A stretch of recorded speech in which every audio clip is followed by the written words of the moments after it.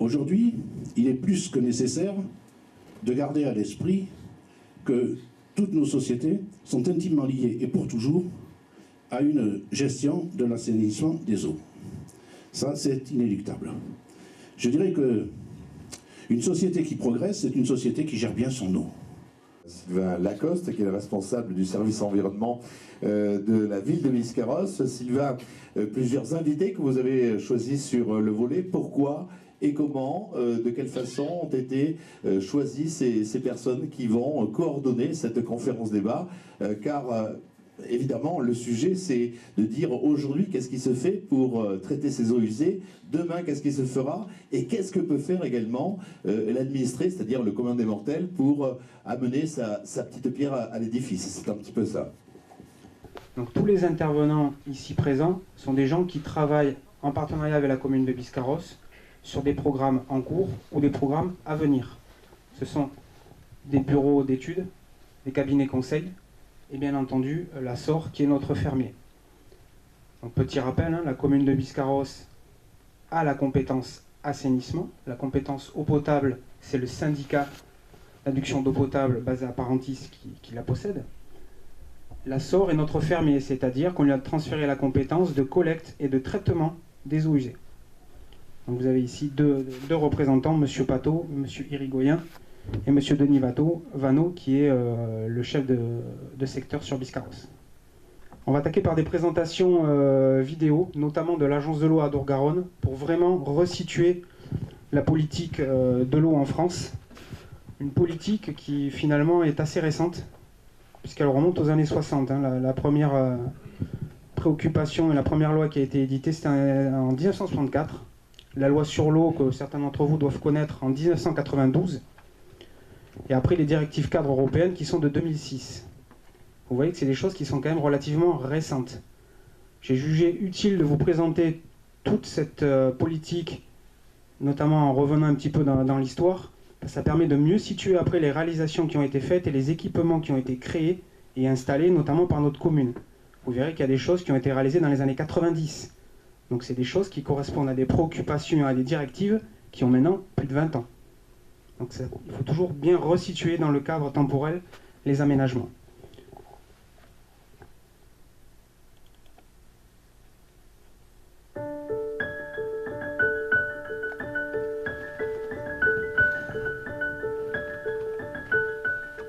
Trois grandes lois organisent la politique publique de l'eau en France, 1964, 1992 et 2006. Depuis 1964, l'eau est gérée par grands bassins qui correspondent au territoire des grands fleuves, la Seine, la Loire, la Garonne, le Rhône, le Rhin et enfin les rivières du nord du pays. Autre date clé, 2000. L'Europe adopte un cadre pour l'eau à l'échelle européenne. La fameuse directive cadre européenne sur l'eau ou DCE. Nous allons revenir sur ces 4 dates clés pour expliquer les principes, les enjeux de la politique publique de l'eau en France, ainsi que les acteurs qui la mettent en œuvre.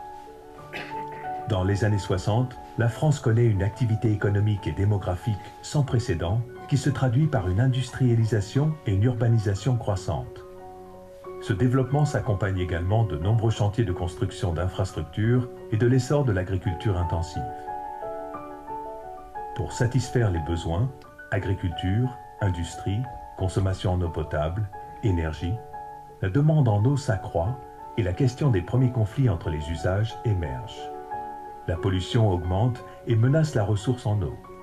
La répartition de la ressource en eau entre les différents usages de l'eau et la lutte contre la pollution deviennent alors un enjeu majeur. C'est dans ce contexte que le 16 décembre 1964, la première loi consacrée à l'eau est adoptée. Le législateur s'appuie sur le découpage naturel des grands fleuves français, le bassin versant dont les limites géographiques sont les lignes de partage des eaux. À partir de ce découpage naturel, 6 grands bassins, territoires administratifs de référence de la gestion de l'eau et de ses usages, sont délimités. La loi sur l'eau de 1964 crée dans chaque bassin 3 acteurs majeurs. Le comité de bassin, l'agence de l'eau, le préfet coordonnateur de bassin et une instance nationale, le comité national de l'eau. Le comité de bassin, Parlement de l'eau, réunit des élus, des représentants de l'administration, des usagers de l'eau, les industriels, les agriculteurs.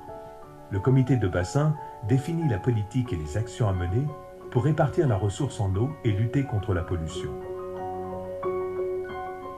L'Agence de l'eau, établissement public de l'État, est chargée de percevoir les redevances en provenance des usagers de l'eau associées à la pollution émise. Elle distribue également des aides aux usagers pour l'exécution de travaux de lutte contre la pollution, comme les stations de traitement des eaux usées ou les stations de traitement d'eau potable. Autre nouveauté, un des préfets de département est désigné pour coordonner la politique de l'eau au niveau du bassin. C'est le préfet coordonnateur de bassin. Enfin, le Comité national de l'eau, ou CNE, est le miroir du comité de bassin. Il donne des avis sur les grandes décisions sur l'eau. Toutes ces structures et organismes perdurent encore aujourd'hui. Avec l'apparition des premières conséquences du développement à marche forcée des années 60, la période 70 à 90 marque une véritable prise de conscience environnementale. L'Europe met en place les premières normes environnementales appliquées aux usages de l'eau. Baignade, conchyliculture, eau potable suivie par les directives nitrates ou eau résiduaire urbaine. En 1992, la France vote sa seconde loi sur l'eau qui concilie développement économique et gestion qualitative de l'eau. Les dispositifs de traitement de l'eau ne suffisent plus pour avoir une ressource en bon état. Le ministère de l'Environnement crée à ce moment-là une direction de l'eau. Dans chaque grand bassin, le SDAGE, schéma directeur d'aménagement et de gestion des eaux, concerté au sein du comité de bassin, programme toutes les actions à mettre en œuvre. Des problématiques comme la préservation des zones humides ou le maintien des rivières en bon état de fonctionner sont désormais prises en compte. Au niveau local, des SAGE, schémas d'aménagement et de gestion des eaux, réunissant les acteurs locaux, peuvent être élaborés. L'année 2000 marque un tournant radical. Les déséquilibres croissants entre disponibilité de la ressource et les besoins, l'impact des activités humaines sur la ressource en eau conduisent les pays membres de l'Union européenne à adopter la directive cadre européenne sur l'eau désignée sous le nom DCE. Avec la DCE, il s'agit de reconquérir la qualité chimique, biologique et physique des rivières, des lacs, des eaux souterraines et du littoral, ainsi que le bon fonctionnement écologique des milieux aquatiques associés. La planification de cette reconquête est rythmée sur 6 ans, avec une première échéance en 2015. Résultats et méthodologies communes sont fixés. Chaque pays membre, quant à lui, décline ses objectifs et ses moyens d'action. Un État membre pourra se voir condamné par l'Europe à payer des amendes pour non-respect des objectifs. La troisième loi sur l'eau du 30 décembre 2006 traduit la mise en œuvre de la DCE pour la France. En 2009, les lois Grenelle renforcent la loi de 2006 en élaborant des plans d'action nationaux. L'État coordonne la production et la mutualisation des données sur l'eau et le suivi de la qualité des milieux aquatiques. Un système d'information sur l'eau recense l'ensemble de ces informations. Il poursuit son action régalienne de police de l'eau renforcée avec la loi de 2006. Enfin, l'État rend des comptes à l'Europe régulièrement sur les actions et les résultats. L'ONEMA, Office national de l'eau et des milieux aquatiques, est créé pour accompagner l'État dans ses grandes missions. Le bassin, de son côté, reste le territoire de la gestion de l'eau. Désormais, la France se compose de 12 grands bassins, les 6 précédents, auxquels la Corse s'ajoute, et les grands bassins des départements d'outre-mer. Les fleuves transfrontaliers, la Sambre, l'Escaut, la Meuse et le Rhin, sont gérés en étroite collaboration avec les pays voisins. Le comité de bassin est toujours le lieu de la concertation des acteurs de l'eau. Cette concertation est élargie aux citoyens qui doit régulièrement donner son avis sur la politique de l'eau. Dans chaque bassin, le SDAGE 2010-2015 répond à l'objectif de la DCE et du Grenelle de l'environnement, le bon état de l'eau et des milieux aquatiques. L'Agence de l'eau soutient les travaux de lutte contre la pollution et élargit son champ au fonctionnement des milieux aquatiques. L'Agence de l'eau participe au programme d'aménagement ou de suppression des obstacles, barrages, seuils, sur les rivières, programme initié en 2009 par le plan de restauration de la continuité écologique. Autre action novatrice, la lutte contre les pollutions diffuses d'origine agricole. L'Agence de l'eau participe au financement de la protection des zones d'alimentation de captage pour la ressource en eau potable. La politique publique de l'eau en France est aujourd'hui menée dans un cadre européen où développement et environnement se combinent avec un objectif ambitieux. La reconquête du bon état des eaux est autant un révélateur que la conséquence d'une prise de conscience collective des menaces qui pèsent sur la ressource en eau. C'est un véritable changement de comportement qu'ont d'ores et déjà engagé les acteurs de l'eau.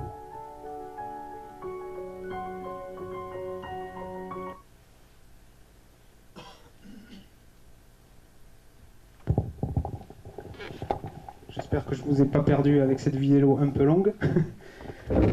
Elle est certes un peu longue, mais elle a le mérite d'être assez claire et de bien resituer le contexte dans lequel nous nous trouvons. À savoir qu'une commune ne fait rien toute seule, ne décide rien toute seule. Vous l'avez bien vu, il y a l'Europe à travers la DCE en 2000, ce qui est quand même quelque chose d'assez récent. Ça, c'est le grand cadre. Tous les pays de l'Union européenne doivent respecter cette directive cadre. Ils doivent transcrire les objectifs pour le pays via des comités de bassin qui sont rattachés à des agences de l'eau.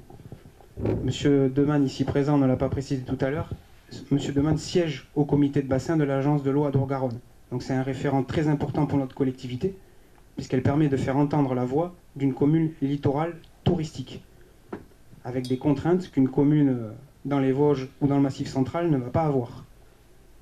À savoir pour nous le tourisme, la façade atlantique et une chaîne d'étangs. Quand on a dit ça, de suite on précise le cadre, on est une commune avec un patrimoine environnemental remarquable qu'il faut protéger. Et on a de l'eau à traiter, et cette eau traitée, il faut la rejeter. Vous verrez tout à l'heure que ça limite de suite les points de rejet possibles et envisageables.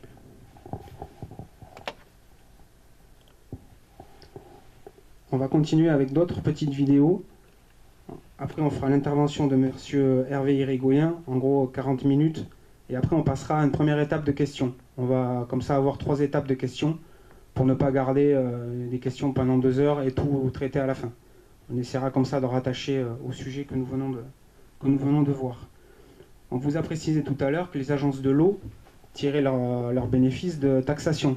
N'oubliez pas donc que dans votre facture eau et assainissement, 20% de la facture, c'est pour financer l'agence de l'eau, qui, elle, finance des programmes d'action de collectivités, de syndicats, de gestionnaires de l'eau.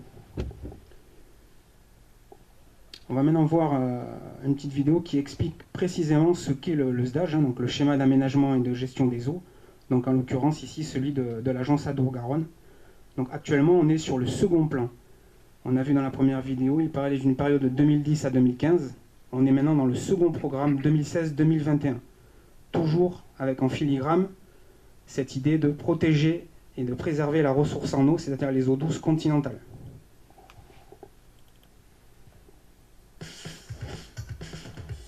Derrière ces lettres se cache le schéma directeur d'aménagement et de gestion des eaux et son programme de mesure. C'est un plan d'action qui répond à l'obligation de résultat de la directive cadre européenne sur l'eau pour atteindre le bon état des cours d'eau, lacs, nappes souterraines, estuaires et du littoral en 3 cycles de gestion de 6 ans. En France, chaque bassin hydrographique fixe des objectifs et des priorités d'action pour assurer la préservation et le maintien d'une gestion équilibrée et durable de la ressource en eau. À chaque cycle, le SDAGE PDM est élaboré et mis en œuvre en suivant les étapes suivantes. Un état des lieux des milieux aquatiques et une identification des principaux enjeux en matière de gestion de l'eau. Une définition des priorités d'action regroupées dans le SDAGE et des actions concrètes à mener dans les territoires synthétisées dans un programme de mesure, le PDM. Les instances du comité de bassin qui regroupent les collectivités territoriales, les industriels, les agriculteurs, les services de l'État ainsi que les associations de consommateurs et de protection de la nature se sont mobilisées pour élaborer le projet de SDAGE PDM 2016-2021. Ce projet a été soumis à l'avis des partenaires institutionnels et du public dans le cadre d'une consultation de plusieurs mois. Interrogés sur chacune des priorités du SDAGE PDM, le public et les partenaires ont exprimé leur avis sur les orientations proposées. L'analyse des résultats de cette consultation a alimenté la version définitive du SDAGE PDM 2016-2021, qui a été adopté par le comité de bassin le 1er décembre 2015 et approuvé par le préfet coordonnateur de bassin. La période 2016-2021 est consacrée à la mise en œuvre opérationnelle du SDAGE PDM, à son suivi et son évaluation. Le SDAGE PDM donne le cap à suivre pour atteindre l'objectif de 69% de cours d'eau en bon état en 2021. Le SDAGE PDM du bassin Adour-Garonne 2016-2021 se concentre sur 4 priorités d'action qui sont l'organisation des acteurs de l'eau, la réduction des pollutions, le maintien d'une quantité d'eau suffisante pour tous les usages, la préservation et la restauration des milieux aquatiques. L'eau est un bien précieux et sa gestion un enjeu capital. Le SDAGE PDM 2016-2021 est l'outil qui garantit le bon état des eaux pour tous, pour demain.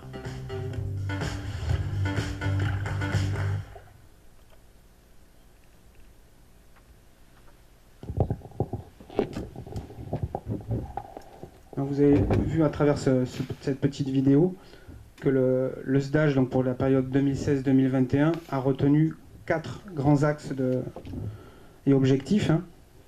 La gouvernance de l'eau, important. Je vous l'ai dit tout à l'heure, la commune ne peut rien faire toute seule.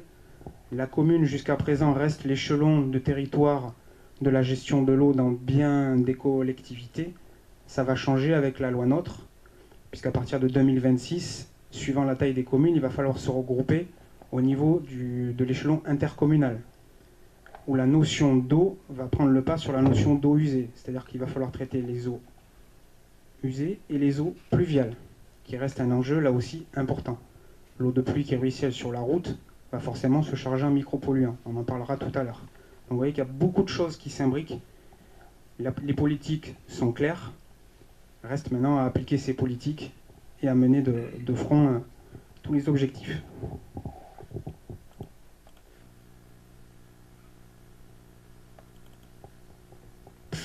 Le SDAGE PDM 2016-2021 du bassin Adour-Garonne se concentre sur 4 priorités d'action. L'organisation des acteurs de l'eau, la réduction des pollutions, le maintien d'une quantité d'eau suffisante, la préservation et la restauration des milieux aquatiques. Le SDAGE intègre les grandes problématiques à venir pour l'eau et sa gestion dans le bassin. Il propose des actions qui concilient la gestion du ruissellement et des crues, essentielles au bon fonctionnement des milieux aquatiques et à la prévention des risques d'inondation notamment.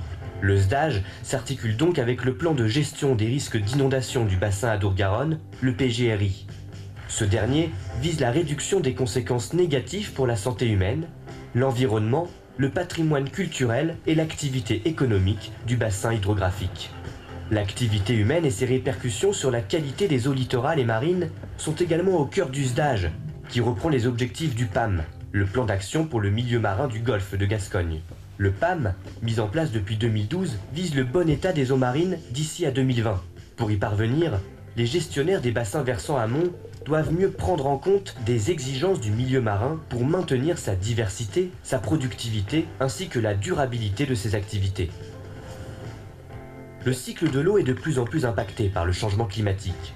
Moins de neige sur les sommets, des rivières plus basses l'été et l'automne, des zones humides en danger. L'eau moins abondante est d'autant plus précieuse. L'optimisation de la gestion de l'eau face à ce changement majeur est l'un des axes forts du SDAGE et de son PDM. La gestion de l'eau a aussi un coût et des bénéfices, et cela implique la mise en place d'une réelle stratégie, s'appuyant sur une analyse économique. Elle est particulièrement mise en avant dans le SDAGE PDM 2016-2021. Elle vise à assurer l'efficacité des différents programmes d'action au moindre coût, leur acceptabilité sociale et économique, la transparence des flux économiques entre les usagers, c'est-à-dire le qui paye quoi, le renforcement des outils financiers et l'anticipation des besoins de financement. Face à ces enjeux transversaux pour une gestion cohérente et raisonnée, le SDAGE et son programme de mesures apportent des réponses concrètes pour atteindre demain le bon état des eaux dans le bassin Adour-Garonne.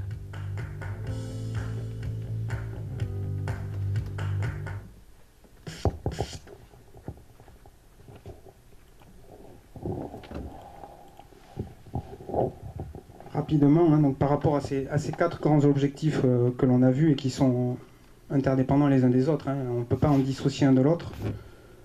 Pour vous situer donc, par rapport à Biscarrosse, puisque c'est quand même le thème et l'enjeu hein, pour nous tous ici présents, au niveau de la gouvernance de l'eau, donc je vous l'ai dit tout à l'heure, la commune, la compétence eau usée, le syndicat d'adduction d'eau potable pour l'eau potable. Cette gouvernance donc, va forcément évoluer dans les années à venir. Pour ce qui est de l'eau usée et notamment des assainissements individuels, là aussi c'est quelque chose qui est géré. Donc actuellement ce service a été délégué au SIDEC en l'occurrence. Donc le service public d'assainissement non collectif, ce qu'on appelle le SPANC. Donc là toutes ces filières sont suivies, c'est-à-dire que ce SPANC valide la filière qui va pouvoir être installée, contrôle la bonne exécution des travaux, et après vient faire des contrôles périodiques pour s'assurer que tout fonctionne bien. Donc ça, c'est un autre élément à prendre en compte.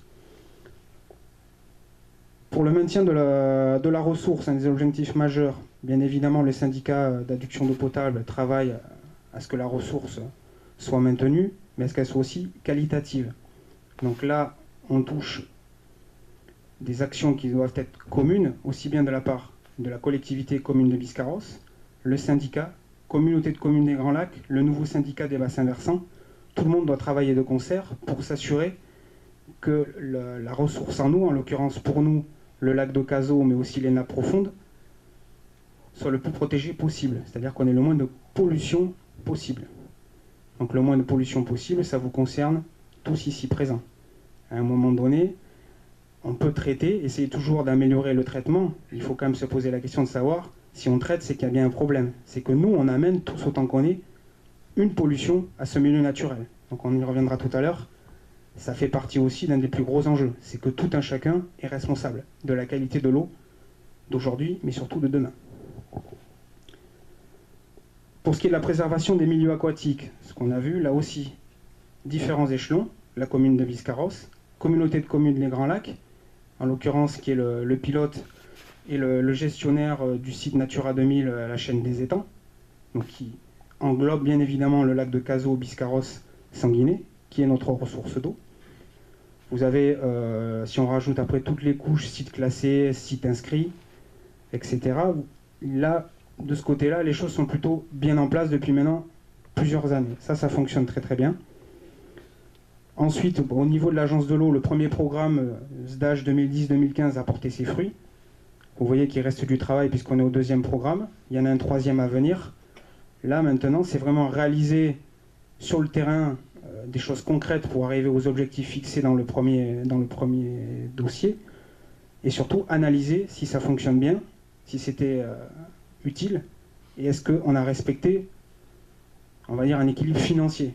Vouloir, admettons, à Biscarrosse, payer une station à 25 millions d'euros, ça n'est pas réaliste. Financièrement, on est incapable de le faire, et on ne nous laissera pas le faire. Donc l'agence de l'eau valide bien tous les projets au niveau technique et au niveau financier par rapport à un territoire, à un volume d'eau à traiter et aux enjeux du territoire. En l'occurrence, pour Biscarrosse, les enjeux sont énormes. Vous avez vu tout à l'heure le plan d'action pour le milieu marin, le PDM. On y est, on est sur la façade atlantique. Notre objectif, c'est quand même de préserver nos plages pour accueillir les touristes, pour qu'on puisse se baigner, qu'on puisse y pêcher. Nos lacs, pareil, alimentation en eau, la baignade, la voile. Donc il y a vraiment une multitude d'usages et d'objectifs, mais l'objectif prioritaire, c'est bien la préservation de la qualité de nos eaux. Puisqu'on est sur Biscarrosse, on va rentrer dans la partie vraiment pure et dure, on va dire, de l'eau usée. Et M. Hervé Irigoyen, ici présent, va vraiment vous présenter le système d'assainissement de Biscarrosse, c'est-à-dire les réseaux de collecte, qui est quand même très très grand. Pour petit rappel, la commune fait quand même 19 800 hectares. On a 3 pôles, le bourg, Biscarrosse plage et les lacs, et ce qu'on appelle 3 périmètres d'agglomération. En gros, 3 systèmes d'assainissement avec 3 stations. Les Hautes-Rives, tout petit quartier et une petite station. Biscarrosse-Bourg, avec la station de Birobrac. Et cette station récupère toutes les eaux récupérées, collectées autour du lac, sauf les Hautes-Rives. Et Biscarrosse-Plage.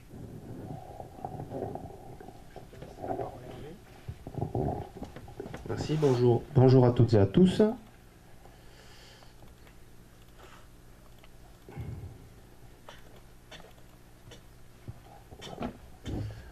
Donc effectivement, je vais vous expliquer comment sont assainies les eaux usées de manière générale, mais on va essayer de faire un focus sur les eaux usées Biscarrosse 16 pour que ça vous parle le maximum. Donc tout d'abord, pour entrer dans le vif du sujet, quelques chiffres clés pour planter le décor sur la commune de Biscarrosse. La commune de Biscarrosse, c'est quoi en termes d'eau usée? Donc c'est 1 million de mètres cubes qui sont assujettis à l'assainissement. Donc c'est-à-dire qu'ils sont facturés via la facture d'eau. Donc c'est 1 million de mètres cubes tous les ans. 11 000 usagers raccordés, donc 11 000 habitations raccordées à l'assainissement de Biscarrosse. 220 km de réseau sur la commune de Biscarrosse, ce qui est très important. 40 km sont tous les ans hydrocurés, donc grosso modo entre 20 et 25% du réseau est tous les ans inspecté et hydrocuré, curé de manière préventive. Plus de 300 interventions de maintenance sont faites annuellement sur la commune de Biscarrosse.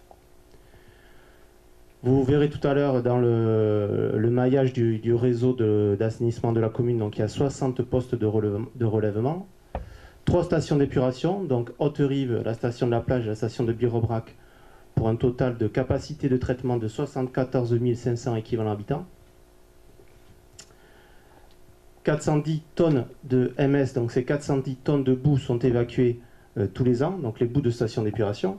Je vais vous expliquer tout à l'heure un petit peu comment ça fonctionne également. Sur ces 1 million de mètres cubes assujettis à l'assainissement, il y en a 1 400 000 mètres cubes qui sont traités par la station d'épuration. Pourquoi cette différence? Cette différence-là, elle vient d'où? Elle vient des eaux pluviales. C'est-à-dire que le réseau à l'âge, on va dire, de la station d'épuration, donc ça a une trentaine d'années, le réseau est endommagé et il a tendance à drainer, pas uniquement les eaux usées, mais à drainer aussi les eaux de pluie, les eaux de nappe, etc., etc. Donc on se retrouve avec, vous le verrez tout à l'heure sur quelques courbes, l'impact de la pluviométrie sur le système d'assainissement de Biscarrosse. On a parlé tout à l'heure d'arrêtés réglementaires, donc chaque station d'épuration a un arrêté réglementaire spécifique qui fixe des conditions de rejet. Donc ces conditions de rejet-là, c'est la police de l'eau qui les établit.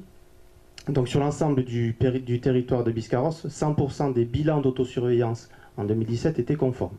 Voilà. Alors je vous ai parlé des principales stations. Donc Birobrac tout d'abord.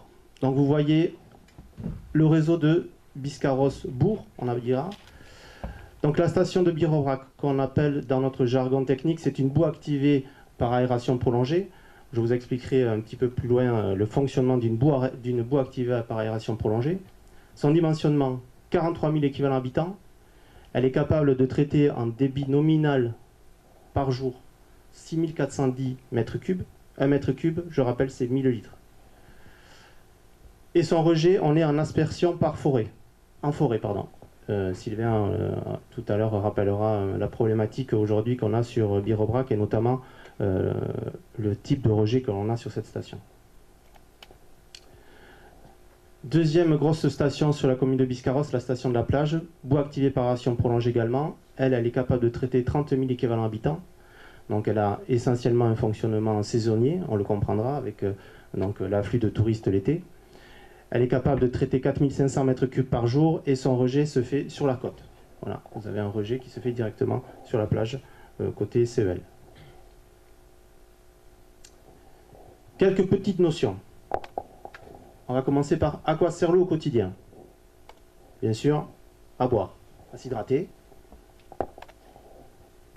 se doucher, la vaisselle, etc., etc. Les toilettes, bien entendu. La cuisine, l'arrosage. Voilà, grosso modo, vous avez les 5 grands usages de l'eau au quotidien. Maintenant, la question, c'est une fois qu'on a utilisé cette eau potable, qu'on l'a usée, on va se poser la question de qu'est-ce que devient notre eau lorsqu'elle quitte notre maison? C'est ce que vous avez dit tout à l'heure, Hervé. Qu'est-ce que devient l'eau lorsqu'elle quitte notre maison? Petit rappel du cycle de l'eau. Donc, on va vous expliquer, grosso modo, l'eau, lorsqu'elle quitte votre habitation, va partir dans des tuyaux d'eau, mais il y a un cycle qui se fait naturellement au niveau de la nature. Donc vous allez essayer de suivre ma petite flèche. Donc vous avez tout d'abord les nuages, l'évaporation qui se fait au niveau de la mer. Formation de nuages, précipitation. Donc là, vous avez de l'eau qui tombe sur Terre et qui ensuite s'infiltre dans les nappes phréatiques, remplit des lacs, coule dans des rivières. C'est à ce niveau-là que les eaux sont captées, traitées, potabilisées et stockées dans des réservoirs d'eau potable. Depuis ces réservoirs d'eau potable, l'eau est distribuée donc sur des immeubles, des habitations, des usines.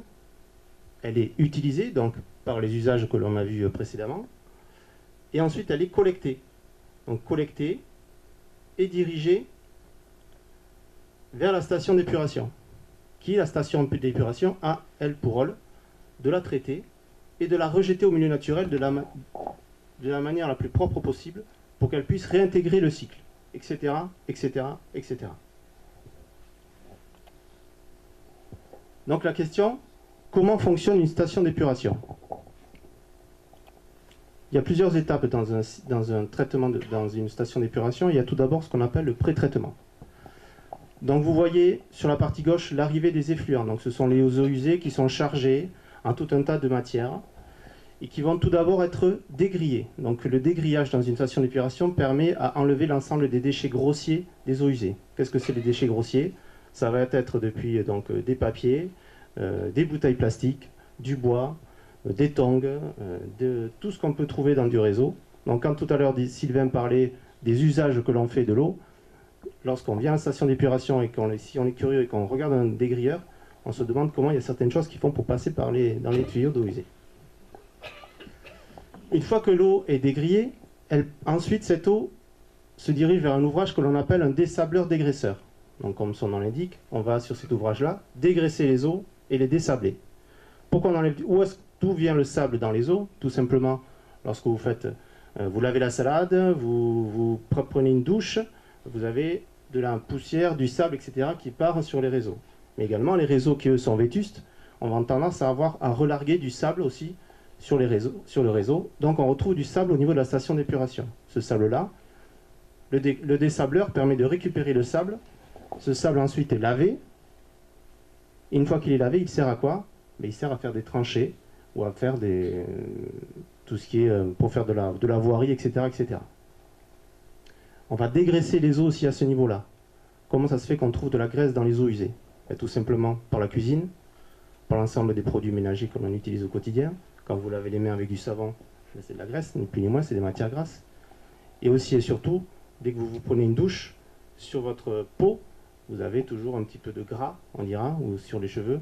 Mais tout ça, ça part ensuite dans les eaux usées jusqu'à la station d'épuration. Donc à ce niveau-là également, les eaux sont dégraissées donc par un système mécanique, on va dire.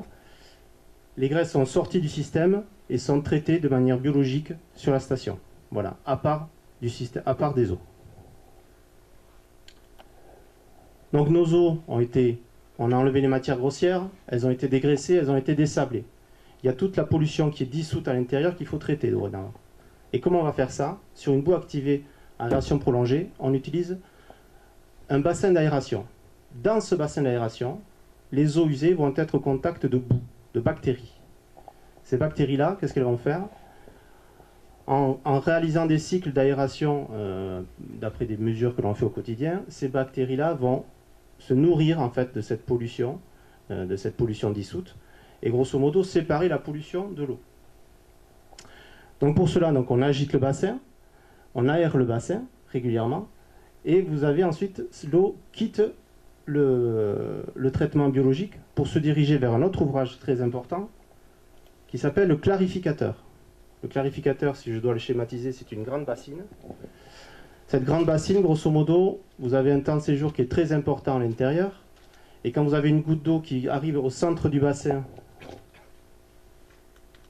la goutte d'eau qui arrive au centre du bassin pour qu'elle en ressorte peut mettre plusieurs jours, et le temps que la goutte d'eau fasse ce trajet, il y a un phénomène de décantation qui se produit, et la boue qui a été amenée depuis le bassin de biologie se retrouve au fond du clarificateur. Donc vous avez une séparation physique, tout simplement, entre l'eau claire et la boue qui se trouve au fond du bassin. À partir d'ici, effectivement, donc vous avez les eaux qui peuvent être rejetées au milieu naturel, avec la 6e étape, donc le canal de comptage et de contrôle, où nous avons l'ensemble des analyses qui sont réalisées régulièrement pour vérifier que la station fonctionne correctement. Quant aux boues, elles sont aspirées en fond de ce bassin-là et elles sont mises en compostage sur le site de Biscarrosse. Donc les boues de station d'épuration, qu'est-ce que c'est? Grosso modo, ce sont des bactéries qui se sont chargées en carbone, en azote et en phosphore, tout simplement. Dernière étape, retour au milieu naturel. Donc vous avez des eaux qui sont traitées, épurées, qui répondent à des normes de rejet et qui se retrouvent au milieu naturel. Et là, le milieu naturel, lui, va finir d'épurer les eaux de par tout ce qui est faune benthique, flore benthique, les micro-organismes que l'on peut retrouver naturellement dans les cours d'eau et dans les rivières.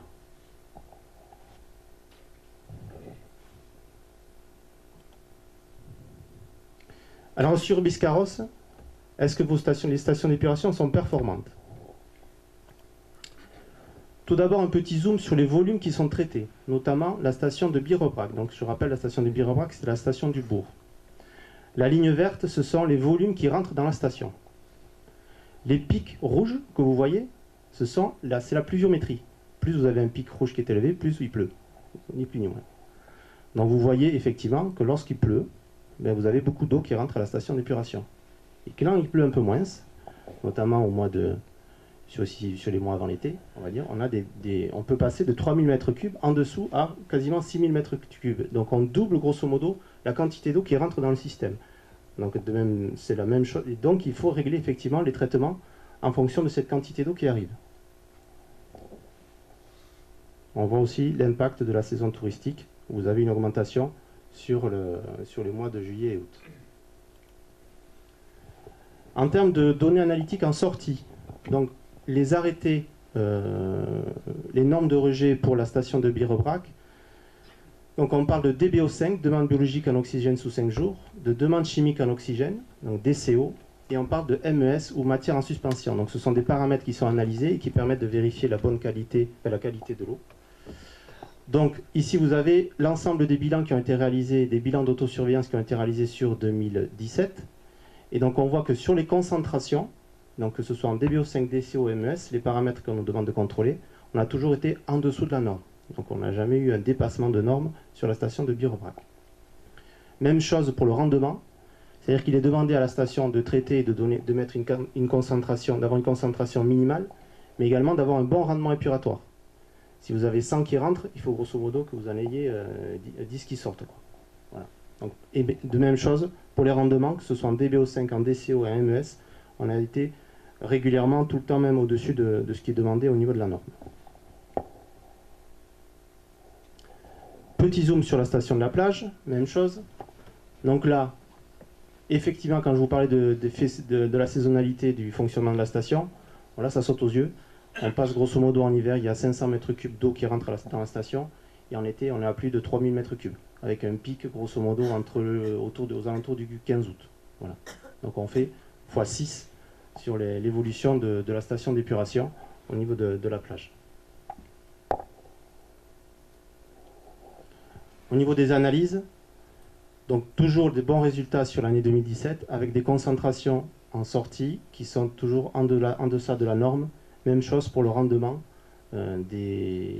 toujours de la DBO, de la DCO et des MES. Donc ces paramètres-là, ce sont les paramètres qui sont surveillés, aussi bien sur Birebrac que sur la station de la plage. Je vous ai parlé de boues de station d'épuration tout à l'heure. Donc au niveau des boues de la station d'épuration, toutes les boues de la station qui sont générées par les stations d'épuration de Biscarrosse sont traitées à la station de Birebrac sur une plateforme de compostage.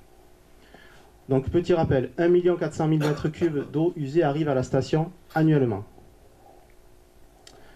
Par système de déshydratation, donc par centrifugation, donc c'est une grosse machine, une grosse centrifugeuse, d'accord.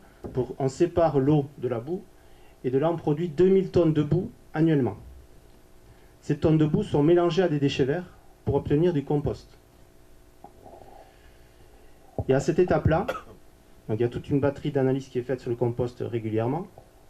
Le compost on passe de l'état de déchet à un amendement. C'est-à-dire qu'on a aujourd'hui un compost sur la ville de Biscarrosse qui répond à la norme NFU 44095, qui rend le compost comme un amendement. Grosso modo, c'est quand vous allez acheter ça en jardinerie, vous avez la même chose à la station d'épuration de Biscarrosse. Et aujourd'hui, ces 2000 tonnes de boue, annuellement, elles sont épandues sur des terres agricoles voisines, Mimizan, Sanguinet, l'Esperon, cette année, voilà. Ça permet de donner un amendement naturel au niveau des terres agricoles. Petite précision, à la sortie de la station d'épuration, aujourd'hui, sur Birebrac, la plage ou Haute-Rive, la station, l'eau est épurée. Elle répond à des normes épuratoires, mais elle n'est pas potable. C'est-à-dire que l'eau qui sort de la station d'épuration, il va y avoir encore quelques bactéries, quelques virus, etc., qui sont passés par le système.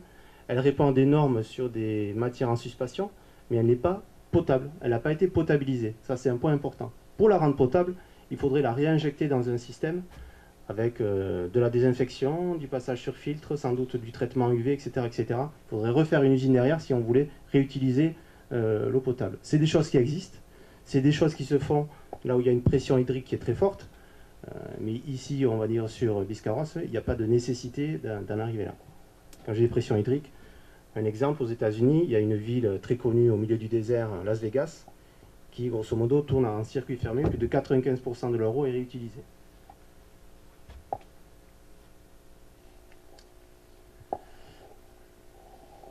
Petit point important, je ne jette pas tout à l'égout. Sinon, mon système il devient pas très en forme. Qu'est-ce qu'on ne jette pas? Les objets solides. Je vous ai parlé tout à l'heure du dégrillage. Lingette de nettoyage, mégots, couches culottes, serviettes hygiéniques, coton, litière pour chat, des tongs, des bouteilles, des morceaux de bois, etc. On peut retrouver de tout n'importe quoi. Le système d'assainissement n'est pas fait pour traiter ça. Les ordures ménagères, oui, mais la station d'épuration, elle n'est pas faite pour traiter cela. Les huiles et matières grasses. Donc vous avez un système qui permet effectivement de dégraisser, mais il n'est pas fait pour dégraisser les huiles de vidange, etc., etc. Donc ce genre de choses-là, c'est direction déchetterie, où là ça part dans un traitement. Certains produits toxiques, vous l'avez vu sur la station d'épuration, il n'y a aucun produit chimique qui n'est rajouté. On dégraisse de manière mécanique, avec du bullage. Le sable, il est extrait, parce que le sable est plus lourd que l'eau, il est extrait du système. Il y a un dégrillage mécanique, donc on enlève les gros déchets. Dans la boue activée, ce sont des bactéries naturelles qui sont apportées naturellement par les eaux usées, qui sont toujours en éternel... toujours en train de se développer. Donc il n'y a aucun produit chimique qui n'est rajouté dans la station d'épuration. Donc si jamais il y en a un qui arrive de manière à l'extérieur, ça peut tuer une station d'épuration, comme on dit.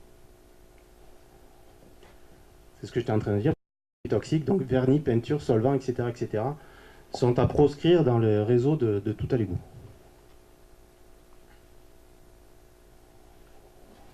Bien entendu, si on jette n'importe quoi dans son réseau, la station d'épuration, derrière c'est un équilibre qui est fragile, c'est de la biologie. Donc une fois qu'elle est morte, il faut plusieurs semaines pour récupérer. Et donc pendant ces semaines-là, tout ce qui part à l'environnement, généralement, dans le milieu naturel, n'est pas traité correctement. D'autre part, en termes de sécurité, aujourd'hui, les usages qui sont faits de l'eau nous amènent à intervenir régulièrement sur les réseaux.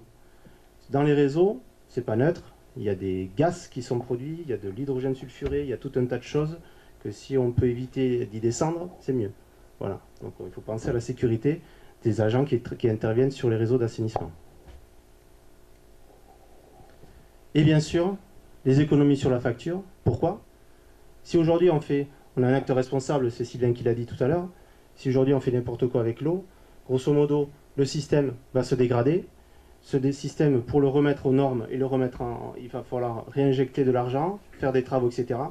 Et la seule moyen de se financer pour la commune de Biscarrosse notamment, c'est la facture d'eau, tout simplement. Merci de votre attention. Merci Hervé Rigouin. C'est un bel éclairage, en tous les cas, on nous rend un petit peu plus clair aujourd'hui, même si on sait que les tongs sont celles de Jean-Marc Vigneault et Andy Mignot. Apparemment, ça ne devrait plus arriver, je vous l'assure. On va parler un petit peu du rejet par aspersion avec vous, Sylvain. Donc, juste un petit rappel sur ce que vient de dire Hervé, concernant donc les deux grosses stations. On peut appeler ça des sœurs jumelles, hein, c'est des stations en bout activé moyenne charge, qui ont par contre deux types de rejets totalement différents. La station de la plage, on l'a dit, a un rejet à l'océan Atlantique sur la plage. On y reviendra tout à l'heure.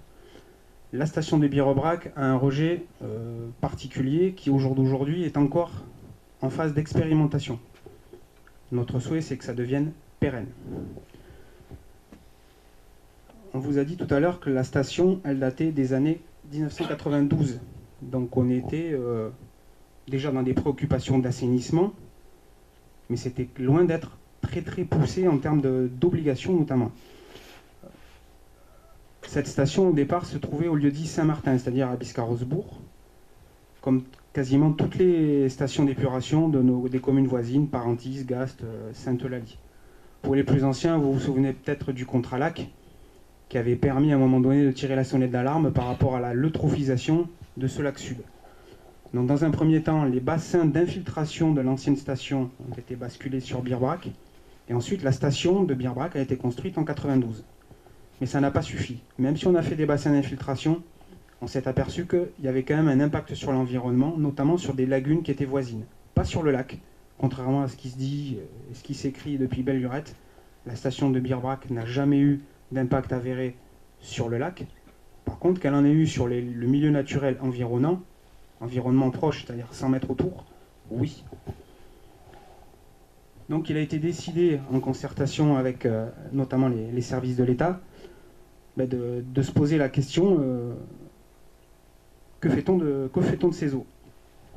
Deux solutions. S'il y a eutrophisation, c'est qu'on amène de la matière, azote, phosphore.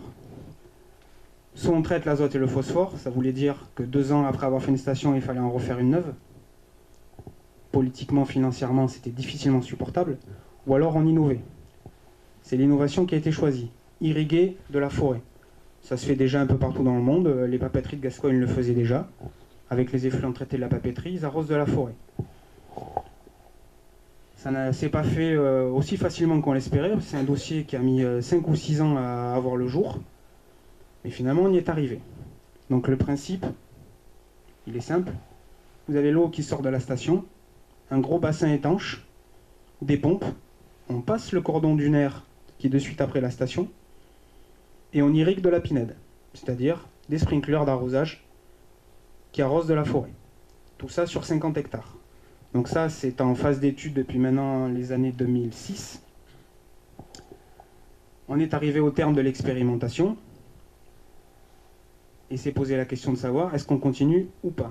Vous avez dû entendre dans diverses réunions de quartier ou même au sein du comité de vigilance, des études diverses et variées, on y va y venir tout à l'heure, qui ont remis en cause ce site d'aspersion, et on a réfléchi à faire autre chose. Est-ce qu'on fait des bassins d'infiltration? Est-ce qu'on rejette en mer? On s'est posé la question des eaux du bourg, de les rejeter à l'océan. Au bout de 5 ans de tergiversation, on a quand même fini par admettre, et les services d'État nous suivent là-dessus, de pérenniser ce site d'aspersion. Ce site-là n'est pas parfait au niveau notamment de la forêt de pins. Par contre, au niveau de son impact sur l'environnement proche, il n'y a pas de souci, puisque là on est sur le bassin versant ouest Atlantique, c'est-à-dire que l'eau que l'on va infiltrer au niveau de la pinède migre dans le sol, rejoint les nappes phréatiques et va jusqu'à l'océan. Sauf que là, il y a 6 ou 7 km pour arriver à l'océan. Donc on a ce qu'on appelle un pouvoir captant du sol qui va quelque part fixer ces éléments, les dégrader et les décomposer en d'autres éléments chimiques notamment. Donc au jour d'aujourd'hui, on irrigue donc toute cette forêt. Le bassin de stockage fait 6000 m3. Vous voyez à peu près 30 km de canalisation, c'est pas rien. Pour rappel, Hervé l'a pas précisé tout à l'heure, il y a quand même plus de 200 km de réseau d'assainissement sur Biscarrosse. C'est pas rien. Donc au jour d'aujourd'hui, nous, notre volonté, c'est de pérenniser ce système, vous le voyez ici, il est vraiment à l'ouest de la station, c'est le petit carré. Vous voyez les lagunes qui étaient juste à proximité, ainsi que l'étang. Notre volonté, c'est de pérenniser ce site. On va y revenir tout à l'heure avec M. Grignac. Donc c'est un système qui a été mis en place il y a une dizaine d'années. Les choix techniques qui avaient été faits à l'époque, notamment c'est des sprinklers de jardinage, on pense que ça a trop martelé le pin, notamment l'écorce qui a fait éponge et qui entraînait la mortalité des pins. Par contre, tout ce qui est feuillu résiste très très bien. Donc l'idée en concertation avec l'ONF, puisque là, ce site, ça n'a pas dû vous échapper, on est dans l'enceinte du CEL. Donc il faut montrer patte blanche auprès de la DGA et montrer patte blanche auprès de l'ONF, qui est le gestionnaire des terrains du ministère de l'Agriculture. Donc on a une convention maintenant de 15 ans avec eux pour créer ce qu'on appelle des boisements dédiés, c'est-à-dire des taillis, du petit bois à courte rotation pour faire du bois de chauffage, de la plaquette, du bois énergie. Donc vous voyez qu'on rentre encore là dans un cercle vertueux, on va dire. Hein. On a vu qu'on réutilisait les bouts d'épuration en compostage pour faire un amendement organique et non plus un déchet. Là, l'idée, c'est qu'avec les eaux épurées, on puisse produire de la plaquette pour faire du bois énergie. Je vais laisser la parole à M. David Grégnac du bureau d'études IRH, qui travaille en étroite relation avec Antea, puisque c'est dorénavant quasiment la même maison.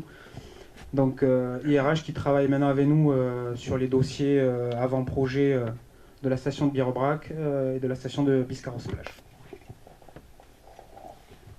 Bonjour à tous. Alors on va peut-être commencer par juste un petit rappel sur l'aspersion, puisque on venait de conclure par ça. Alors, je vais laisser parler ma collègue Virginie. Donc un petit focus sur la zone d'aspersion. Donc on a présenté donc les 50 hectares qui sont utilisés pour valoriser les effluents qui sortent de la station. Donc quand ça a été mis en place, donc à partir de fin 2006, l'idée c'est donc de valoriser ces eaux qui contiennent de l'azote et du phosphore, et au lieu de les rejeter directement au milieu naturel, dans un cours d'eau, dans un lac, on les utilise pour en fait créer de la végétation. C'est-à-dire que les pins et le sous-bois captent l'azote et le phosphore et vont, de par leur croissance, extraire l'azote et le phosphore résiduels qui sont dans les eaux en sortie de la station. Alors ça a été expérimenté à partir de 2006, encadré par un arrêté préfectoral qui proposait de suivre de façon assez précise l'impact environnemental de ce dispositif pendant 5 ans, et à partir de 5 ans de tirer un retour d'expérience de qu'est-ce qui marche pas. Donc il y a eu un suivi sur différents milieux, les eaux, le sol, la végétation évidemment, la faune. Et on a mis en évidence pendant ces 5 premières années, puis les années qui ont suivi, dans lesquelles on a poursuivi l'aspersion, qu'effectivement on arrivait à montrer l'intérêt du dispositif, mais en revanche on doit, et c'est ce qui a démarré, pour pérenniser ce dispositif, on doit adapter la façon d'exploiter le boisement, et donc c'est pour ça qu'à court terme il y a des adaptations qui sont prévues, notamment donc étendre la zone sur une surface un peu plus importante, et puis au lieu d'avoir un boisement uniquement de pins maritimes, utiliser d'autres espèces, et pour en fait favoriser le renouvellement de la biomasse. Et donc l'objectif c'est au-delà de 2020, qui est la date de fin de l'autorisation accordée par les services préfectoraux, c'est de pérenniser ce système en adaptant la zone d'irrigation.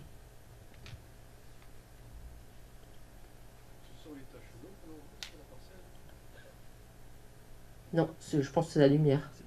C'est l'ombre. Non, non, c'est... La lumière ou l'ombre, oui. C'est l'ombre, là. Ouais. Non, c'est pas inondé.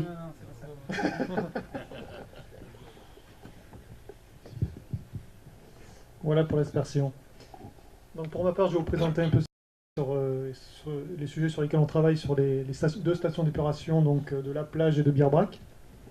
Donc tout d'abord, la première station d'épuration, c'est la station d'épuration de Bierbrac.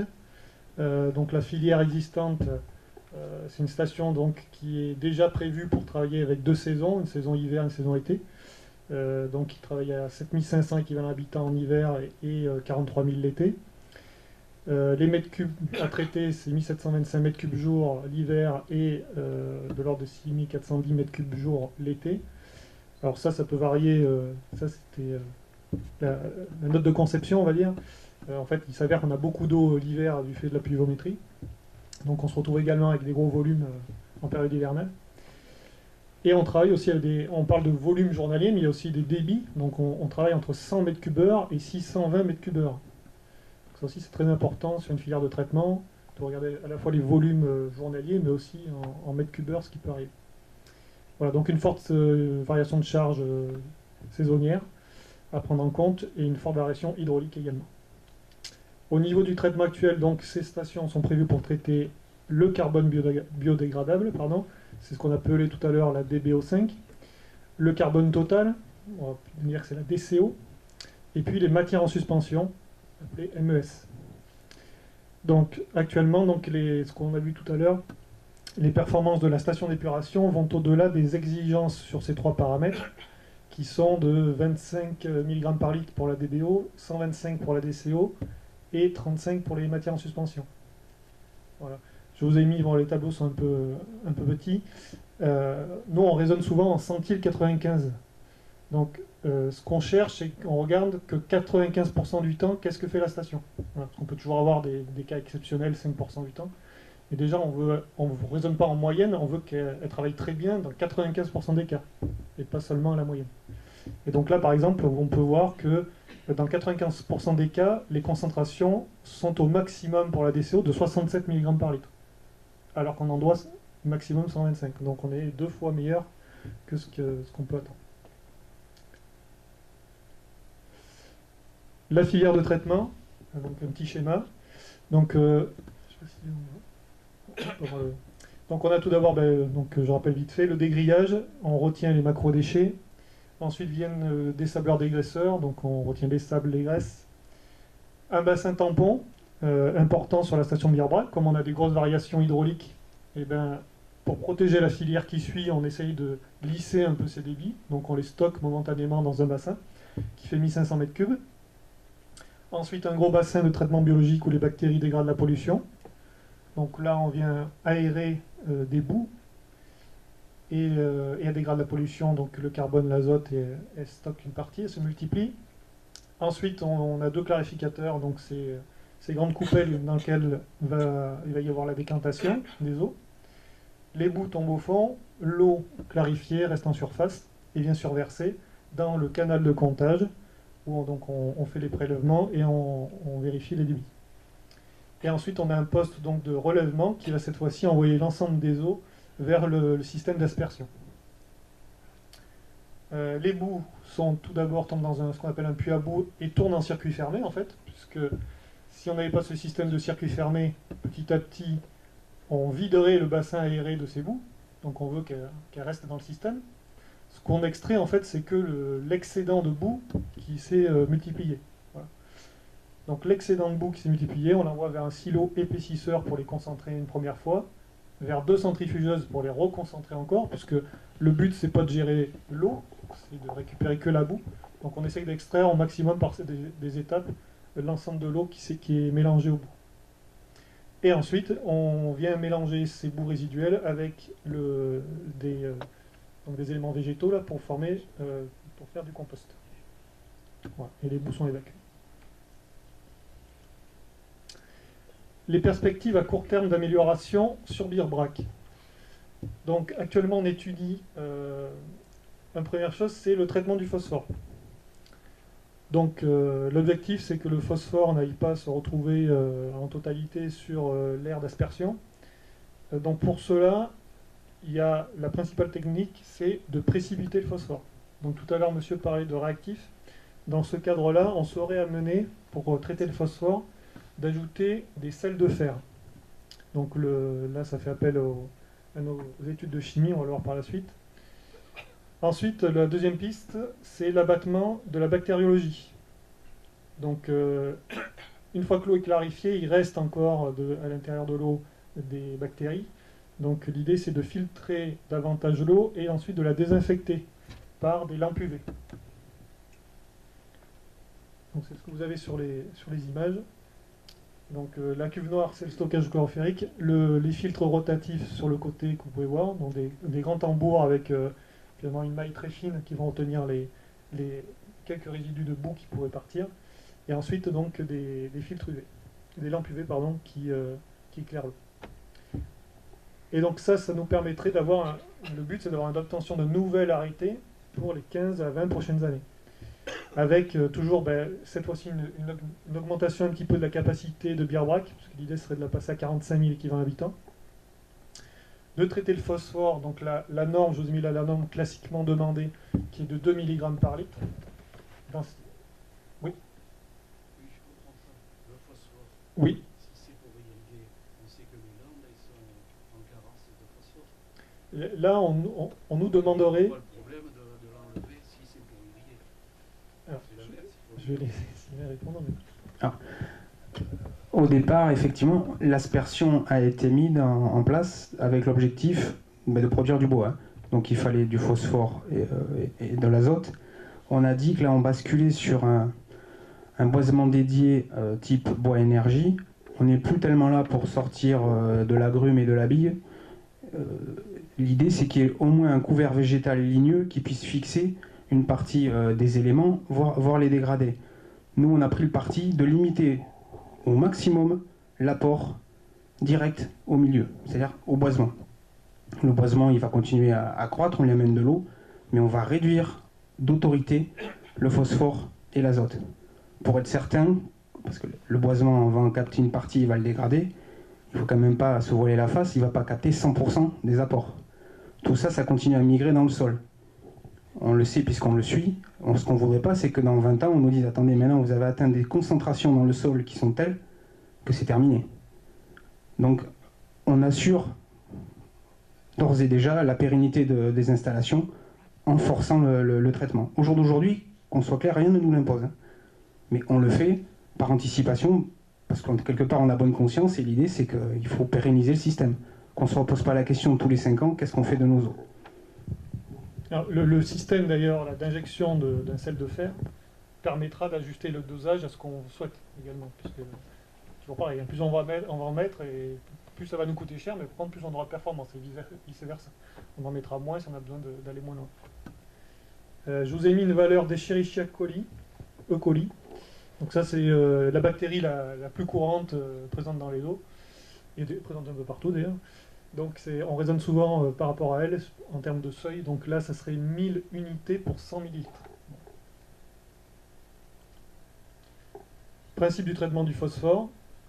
Donc le phosphore, il est principalement sous forme soluble dans les eaux, et principalement sous forme d'orthophosphate.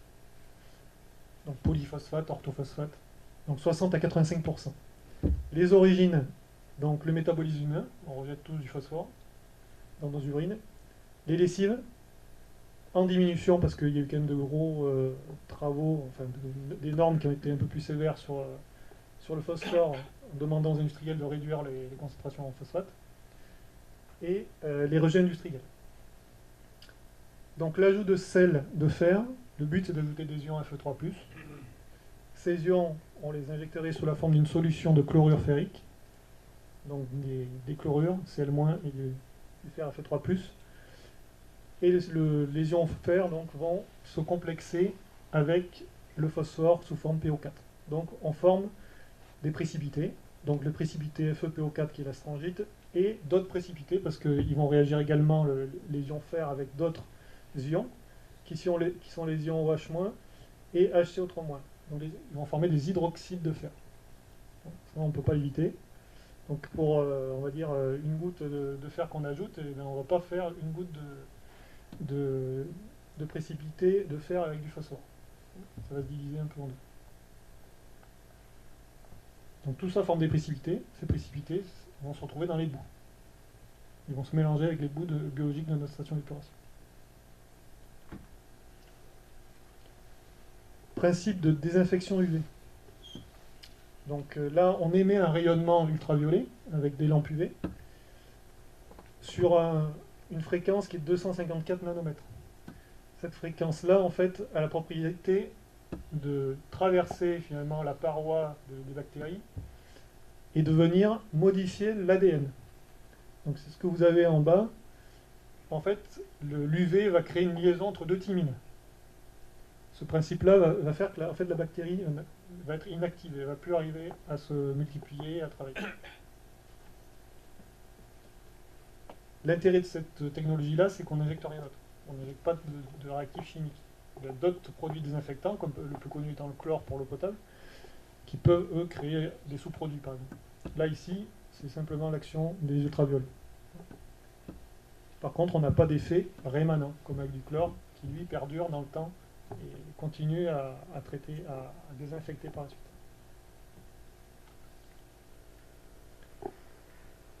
Donc la filière de traitement futur de la station pourrait être la suivante. On aurait en plus un petit stockage de chloroférique qui viendrait injecter le chloroférique entre le bassin biologique et le clarificateur, par exemple.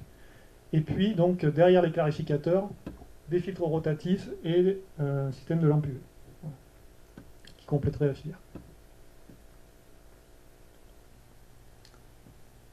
Perspective à court terme pour la station de La Plage cette fois-ci. Donc vous avez la station de La Plage et son rejet donc, en mer sur la plage.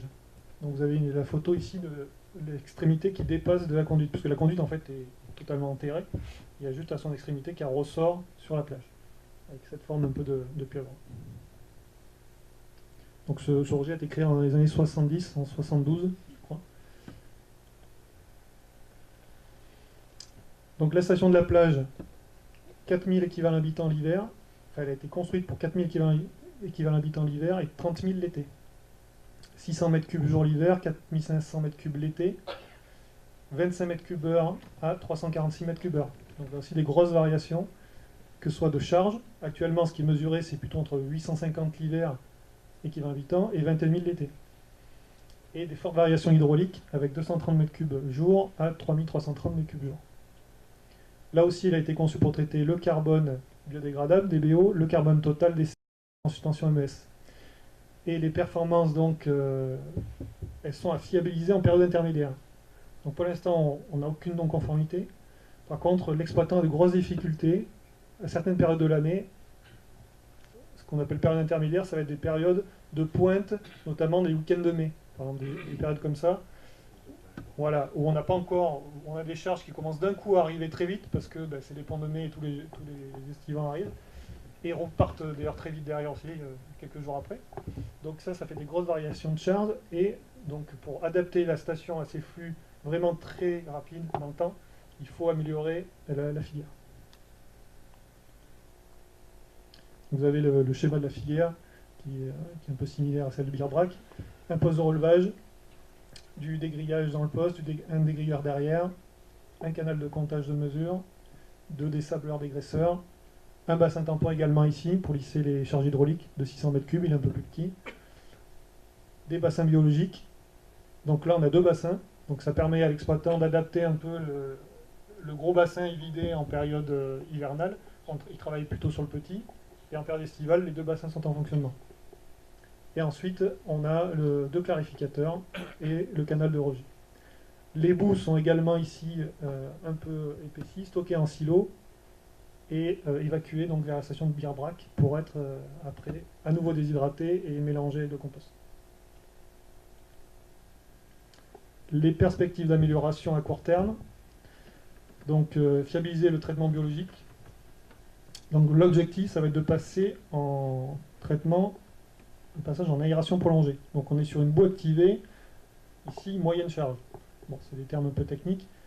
Là, le fait de passer en aération prolongée, en gros, on va augmenter le volume biologique, ce qui va nous permettre de traiter l'azote.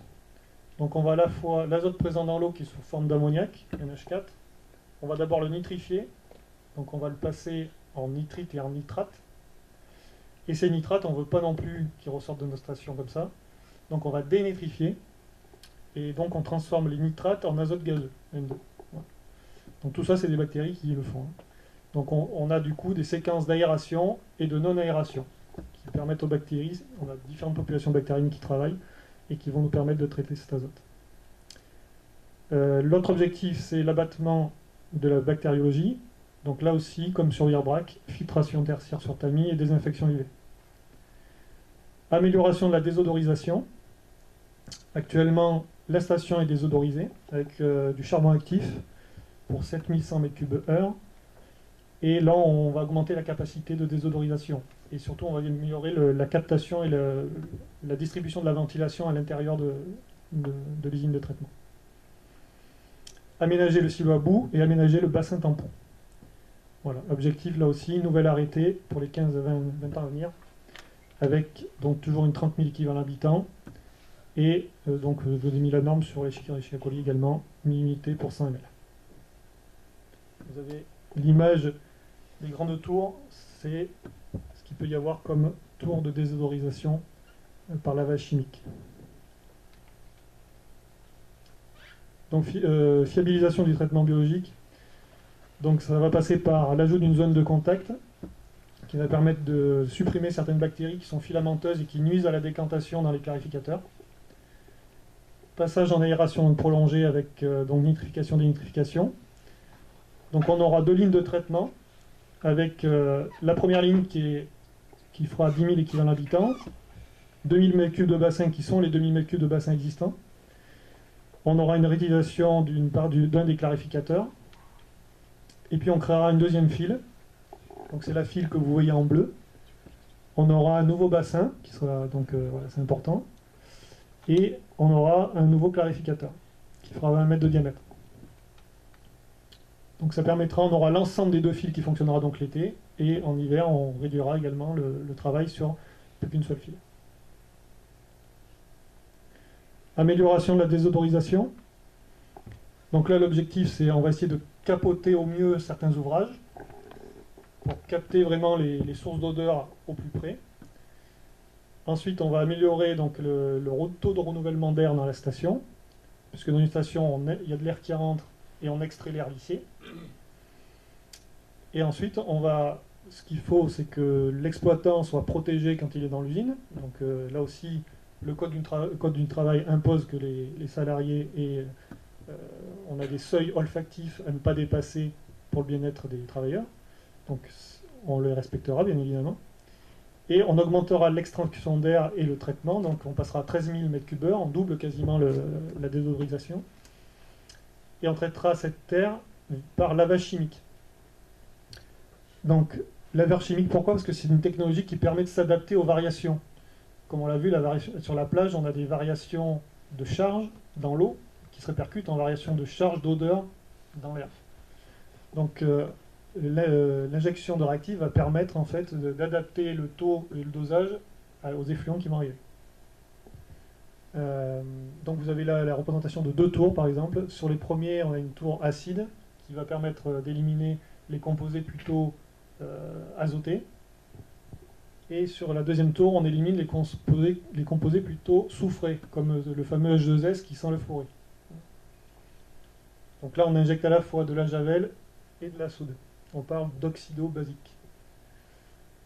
Voilà. Donc là, l'étude, on est au stade d'étude, donc ça pourrait être 2 tours, 3 tours. On est en train d'étudier ça. Les purges de réactifs, là aussi, pour ceux qui s'inquiètent des réactifs, aucun réactif ne sort. Les réactifs, de temps en temps, on purge. En fait, les tours, c'est finalement, on envoie de l'eau à contre-courant de l'air. Dans cette eau, il y a le réactif. Ça tourne en canard, en circuit fermé, de temps en temps, on purge. La purge, elle retourne dans la station de traitement des eaux. Voilà. Aménagement du silo à bout. Donc là, ça passera principalement par en fait augmenter. Vous avez les deux petites images. En fait, on a un silo à bout qui a la particularité d'avoir la charpente qui est posée directement sur les voiles. Donc en fait, l'exploitant, s'il veut accéder, il ne peut pas d'ailleurs, en sécurité, accéder au sommet du silo à bout, il est obligé d'un peu de ramper au milieu de la charpente. Donc l'idée là, c'est de surélever le toit pour permettre un accès plus facile, une meilleure ventilation qui sera traitée sur la future désodorisation. Bon, je passe un peu vite là-dessus. C'est essentiellement, on rehausse la charpente. Aménagement du bassin de tampon, c'est également un peu le même principe. Là aussi, la charpente est un peu basse, donc on va rehausser la charpente, améliorer la ventilation et permettre aussi d'avoir des systèmes d'accès plus simples pour l'exploitant avec une échelle à crinoline qui permettra de descendre dans le bassin en sécurité. L'objectif, c'est rendre visitables ces ouvrages pour un meilleur entretien. En fait. Perspective à moyen et long terme. Donc pour la station de Bierbrack, une des perspectives aussi donc à long terme, c'est le traitement, elle aussi, de l'azote par nitrification et dénitrification. Ça sera donc par les mêmes procédés que ce qu'on vient de voir sur la plage. Amélioration également des pré-traitements, donc pour rendre plus performant le dégrillage, le dessablage, dégraissage et le traitement des graisses, et le lavage des sables.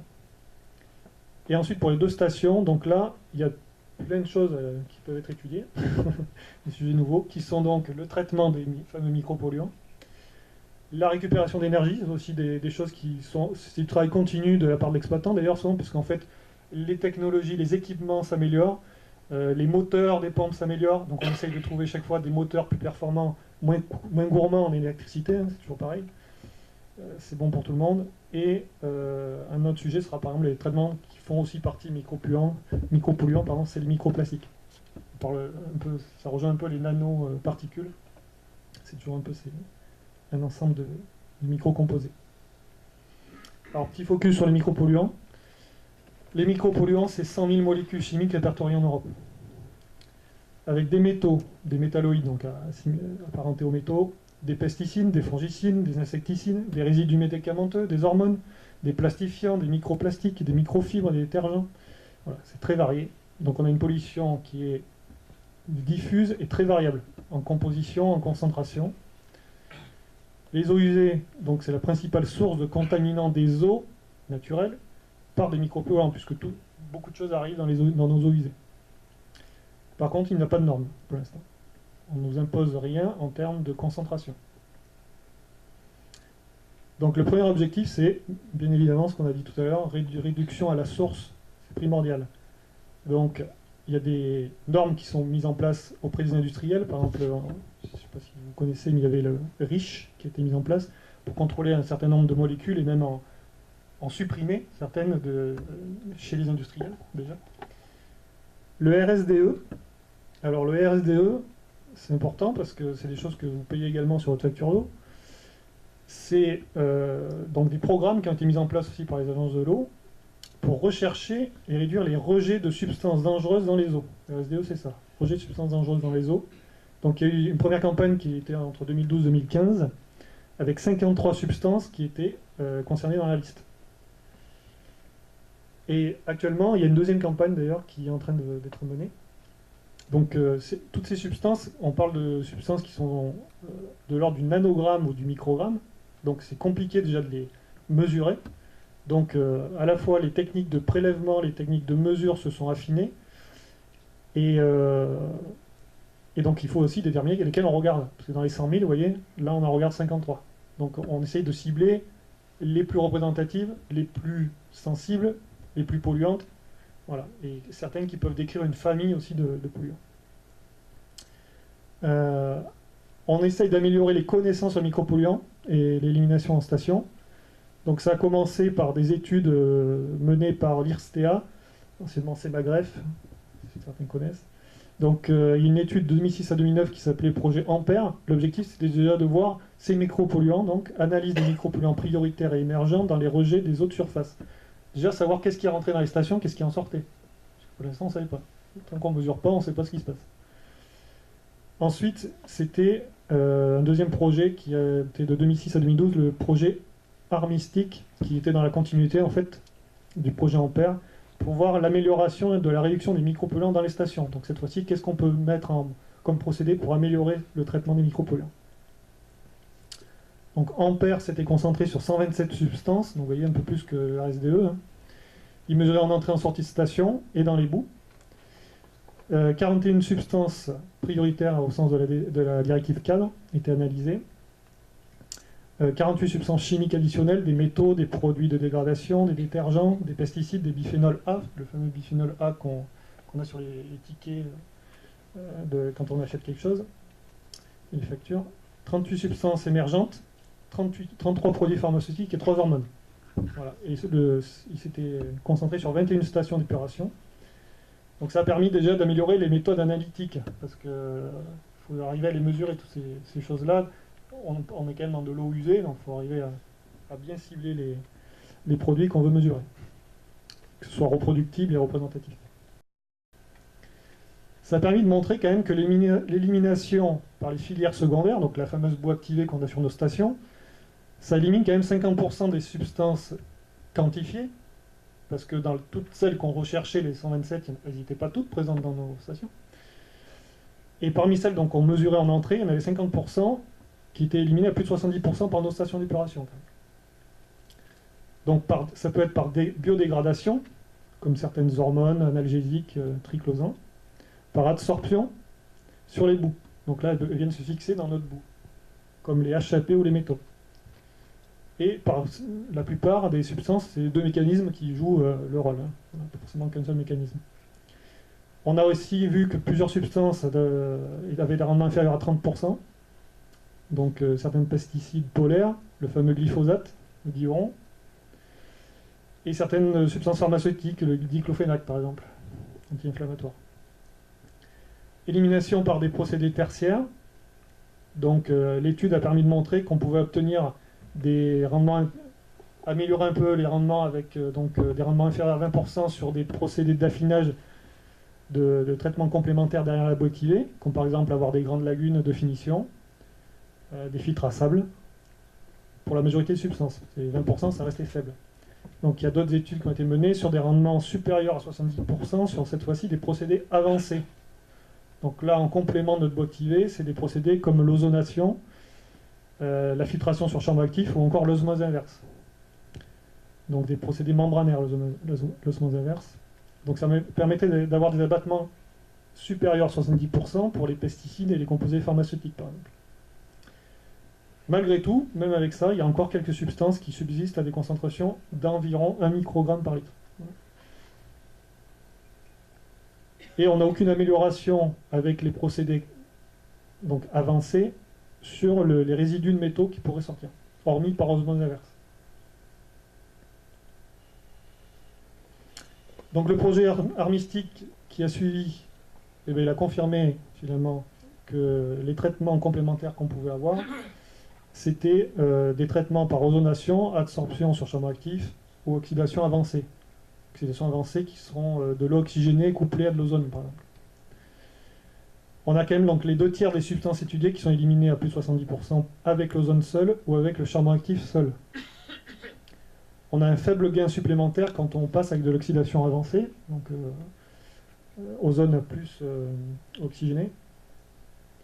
Et on a eu une estimation des coûts qui a été menée aussi dans cette étude, qui parlait de 2,8 à 16,4 centimes d'euros le mètre cube sur 20 ans, prenant en compte l'investissement et le coût de fonctionnement. C'est des estimations. Et déjà, si on regarde pour 4000 mètres cubes jour, c'est-à-dire le rejet moyen de Bierbrack, ça fait entre 41 et 240 000 euros par an. Voilà. Sur 20 ans. C'est déjà voilà, certains coûts. Bon, c'est des coûts qui sont au stade d'une étude générale France, etc. Donc après, il faut quand même toujours réétudier les choses sur chaque site. Ça peut vite varier, sachant que j'ai étudié des stations de 60 000 ou de 200 000 équivalents habitants.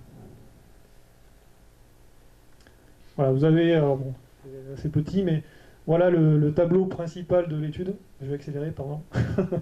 qui vous montre bon, pour chaque traitement, charbon actif, ozone plus eau oxygénée, voilà, les performances de chacun des traitements. Donc en rouge, c'est pas très bon, bleu, c'est très bien, et vert, c'est entre les deux.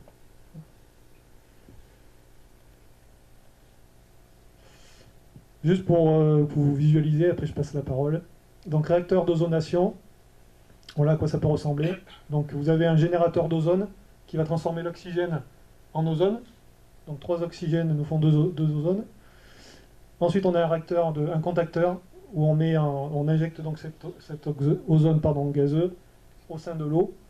Et comme on a peu d'ozone qui risque de s'échapper de l'eau, ben celui-là on le détruit, parce que l'ozone c'est pas bon. Donc on détruit également le résidu là. Et ensuite on a par exemple un type de réacteur, cette fois-ci on va en parler un peu plus avec SOR, mais donc des réacteurs de contact de charbon actif en poudre, où là en fait on injecte donc du charbon actif dans l'eau à traiter, ça forme un lit de charbon actif, l'eau percole au travers. Le charbon actif est retenu sur un décanteur où on met des lamelles à l'intérieur et l'excédent est évacué dans l'égout. Je vais passer la parole à Laurent qui va nous détailler tout ça dans un procédé sort. Juste avant de laisser la parole à Monsieur Pateau, pour faire une petite synthèse sur ce qui vous a été présenté à l'instant.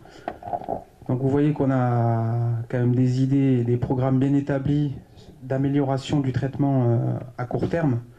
Des choses qui peuvent vous paraître bizarres, notamment par rapport à l'aspersion. Pourquoi aller traiter la bactériologie alors qu'on envoie de l'eau en forêt? Tout simplement parce qu'il y a du personnel aussi qui travaille dans cette forêt. Du personnel de l'ONF, des militaires, du gibier. Et on estime qu'à priori, autant le faire pour être certain de satisfaire tout le monde. On l'a vu pour le phosphore aussi. Pourquoi traiter le phosphore alors qu'on veut s'en servir pour faire pousser des arbres?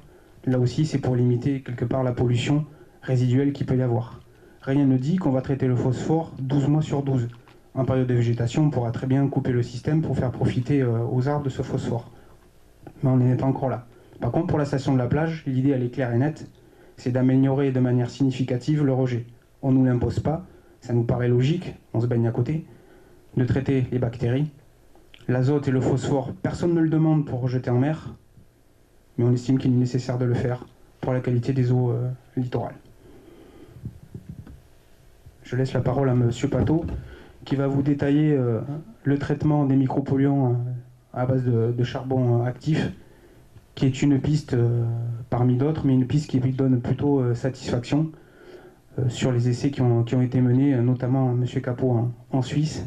Donc, par contre, comme l'a bien précisé M. Grignac, au jour d'aujourd'hui, l'État français n'impose pas, au travers des SDAGE et des normes, de traiter les résidus médicamenteux et autres. Alors, on voit bien que certains pays le font. Bon, pour l'instant, il n'y a que la Suisse. On verra si à l'avenir, la France suit le même chemin.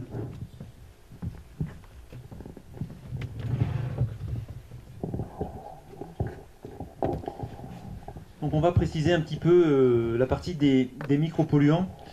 Où sort, on travaille depuis maintenant, ça fait 3 grosses années, 4 même, sur ces micropolluants. Tout d'abord, on a travaillé sur la partie eau potable, parce qu'effectivement, les micropolluants, les résidus médicamenteux, les perturbateurs endocriniens, comme on les appelle, on les retrouve. La principale préoccupation était l'eau potable et la distribution d'eau potable. Donc on a beaucoup travaillé sur des procédés en eau potable, mais en association avec les agences de l'eau. On a monté des pilotes, fait des études, et la dernière en date a été réalisée au SIAP de Paris, avec une thèse qui a été réalisée sur notre procédé. Et aujourd'hui, il y a 3 usines qui ont été montées, dont une qui va se monter en Suisse, sur ce procédé-là. Alors, on va essayer de ne pas faire un cours de chimie, d'être assez pragmatique sur ce que l'on retrouve au niveau de nos eaux usées. Alors, tout d'abord, l'eau usée, il faut préciser que c'est le réceptacle de l'activité humaine. Aujourd'hui, on considère tous que dès lors que l'on tire une chasse d'eau, que l'on se brosse les dents, ça y est, c'est fini, c'est parti, il y a une station d'épuration qui est derrière et ça va tout traiter. Sauf que cette station d'épuration, vous l'avez vu au fil des présentations, elle a un volume maximal qu'elle peut encaisser et elle a des capacités de traitement qui ont été prévues il y a un certain temps pour traiter une certaine pollution. En plus, aujourd'hui, vous avez des techniques analytiques qui sont beaucoup plus importantes, donc on arrive à détecter beaucoup de molécules. Et enfin, on a la réglementation qui commence à se durcir un peu, qui nous oblige à avoir des performances que l'on ne cherchait pas auparavant.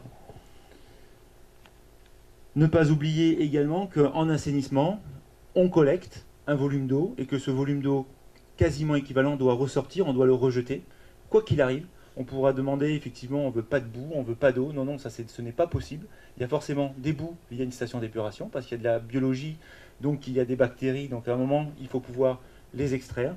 Et l'eau, effectivement, elle finit son cycle, donc elle retourne au milieu naturel. Donc c'est soit un rejet en surface, en mer, ou soit c'est une infiltration. Donc aujourd'hui, les préoccupations majeures, c'est de préserver la qualité de notre milieu et de préserver les milieux aquatiques pour ce qui nous concerne. Pour ces eaux. Alors, ce que je vous présentais, donc là c'est le procédé SOR, qui est aujourd'hui opérationnel. J'ai un esprit qui ne marche pas, je crois. Ah si, allez là. Donc, aujourd'hui, par rapport à ces micropolluants, comme ça a été dit tout à l'heure, il n'y a aucun cadre législatif. C'est-à-dire qu'aujourd'hui, on en parle beaucoup. Beaucoup de personnes parlent de perturbateurs endocriniens, de nanoparticules, etc., etc. Mais aujourd'hui, il n'y a aucun cadre législatif qui impose le traitement de ces molécules. Donc nous, ce procédé qu'on utilisait en eau potable, maintenant se passe en partie industrielle sur l'assainissement, grande vitesse de passage, une masse de charbon actif importante. Ce charbon actif, c'est un lit fluidisé de charbon. Vous avez des charbons actifs en grains. Pour ceux qui connaissent ça en eau potable, on fait passer l'eau sur une masse de charbon et ça lit sa vie. Tandis qu'ici, on a mis en place un charbon actif en poudre qui est fluidisé. Donc on cherche toujours à avoir 100% de charbon actif, 100% de charbon optimum au contact des molécules. Pourquoi? Parce qu'on s'aperçoit que le flux de pollution n'est pas linéaire. Certains moments, on a une absence de produit et à une autre période, vous allez avoir un pic de pollution. Au printemps, quand vous commencez à jardiner, on s'aperçoit qu'on a beaucoup plus de pesticides. Pendant les périodes hivernales, on a beaucoup plus de médicaments. Voilà, vous imaginez pourquoi. C'est vraiment ponctuel. Donc le procédé qui est mis en place, c'est d'avoir toujours à n'importe quel moment, n'importe quel mois, une capacité maximale de traitement dans cet ouvrage. Donc un ajout régulier de charbon neuf et simplicité de mise en œuvre, oui, parce qu'il n'y a pas de réactif additionnel, on est encore sur des choses très rustiques et traditionnelles. Ce qu'on retrouve dans l'eau, donc là je vous présente une étude qui a été faite sur la station d'épuration du Canet. Donc c'est une étude que l'on a proposée à la commune de Biscarrosse qui se mettra peut-être en place dans le cadre d'un traitement tertiaire potentiel sur les installations qui vous ont été montrées tout à l'heure. Nous aujourd'hui on travaille par notre expérience, on a 60-67 molécules qui sont retrouvées significativement dans les eaux usées. Vous avez les médicaments, alors, vous avez aujourd'hui 48 molécules qui sont abattues facilement, 80%, abattus sur les traitements secondaires, sur les boues activées qu'on a vu tout à l'heure. Donc c'est pour ça qu'il faut garder le bon état écologique de nos eaux que l'on rejette, pour que ces boues activées naturellement puissent abattre cette pollution. Et vous avez ce qu'on appelle des molécules réfractaires, qui sont bien abattues, et d'autres. Sur ces molécules qui sont mal abattues, vous avez les 5. Alors moi je ne suis pas le spécialiste du médicament, mais vous avez les diurétiques, certains anti-inflammatoires, des molécules qui sont utilisées en cardiologie et d'autres, beaucoup qu'on retrouve, ce sont les psychotropes, ce sont les antidépresseurs qu'on retrouve de plus en plus au niveau de nos eaux usées. Vous avez ici également les tensioactifs, ce sont les dispersants qu'on retrouve dans les textiles, dans les peintures et dans les détergents. Et enfin on retrouve de plus en plus les phtalates, ce sont des molécules issues des cosmétiques, des peintures et des vêtements. Voilà, donc quand vous allez faire votre lessive, quand vous allez laver certaines choses, vous retrouvez ces plastifiants au niveau des eaux usées. Alors vous voyez, les concentrations sont très très faibles. On l'a dit tout à l'heure, il faut des techniques analytiques très fines pour pouvoir détecter ces molécules. On est quasiment une goutte d'eau dans une piscine, hein, pour vous montrer l'effet. Donc aujourd'hui, le Carbo Plus, ça permet d'aller chercher les 30% supplémentaires à les traiter qui restent au niveau de nos rejets. Bon, je vous passe très rapidement ça. Notre étude pilote, si elle est mise en place, ou le traitement qui est mis en place, on a des vitesses ascendantes qui sont très très importantes, donc on peut traiter des très très gros volumes à n'importe quel moment. La particularité, c'est qu'on a un lit de charbon qui, quand il est au repos, bon, assez faible, et ce lit de charbon, lorsque l'eau passe, est fluidisé.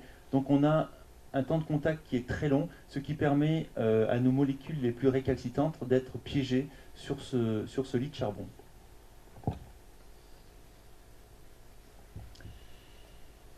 On ne va pas s'attarder sur le schéma, ce qui est important c'est ici. On parle de micropolluants. Pour aller mesurer ces micropolluants, il faut des techniques analytiques très importantes et très coûteuses. Ce qu'on a mis en place chez SOR et breveté aujourd'hui, c'est une mesure de ces micropolluants par une méthode analytique simple qu'on peut faire dans nos laboratoires. En fonction du type d'eau que l'on a, on peut, par une mesure analytique très simple, dire oui, je suis à l'optimum de mon traitement. C'est-à-dire que mon exploitant sur sa station, sans aller faire une analyse dans un laboratoire, on va attendre un mois le retour, il peut savoir au quotidien si son traitement est efficace par ces mesures de transmittance UV. Je vous montrerai une courbe tout à l'heure. Ça permet d'avoir un pilotage directement à la station et de ne pas attendre un mois pour savoir si j'étais bon ou pas dans mon traitement des micropolluants. Ce qui est important aussi, quand on parle de micropolluants, il faut toujours associer des bioessais. Qu'est-ce que sont les bioessais? C'est savoir aujourd'hui mon milieu naturel. Comment mon milieu naturel va-t-il supporter ces micropolluants? Un micropolluant peut être toxique pour une algue, il ne le sera pas pour un poisson, et vice-versa. Donc aujourd'hui, il faut bien pouvoir mesurer quel est l'impact de mes micropolluants et ne pas se tromper de traitement à réaliser. Effectivement, on peut chercher à tout traiter, mais peut-être que tout n'aura pas l'impact sur le milieu comme on peut l'imaginer. Donc il faut faire des essais sur le vivant en même temps que l'on fait nos analyses sur les micropolluants pour savoir quelle est la qualité de ce milieu, qu'est-ce qu'il peut accepter et quel est le retour.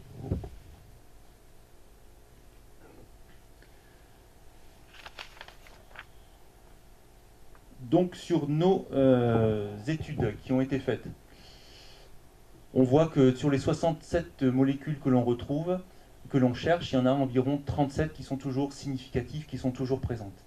La concentration totale qu'on a dans nos effluents, ça va entre 13 et 24 microgrammes par litre, parce que ce qu'on soit au Canet ou à Biscarrosse, on a toujours un effet de dilution, ce qui fait qu'on aura une fluctuation importante de nos concentrations.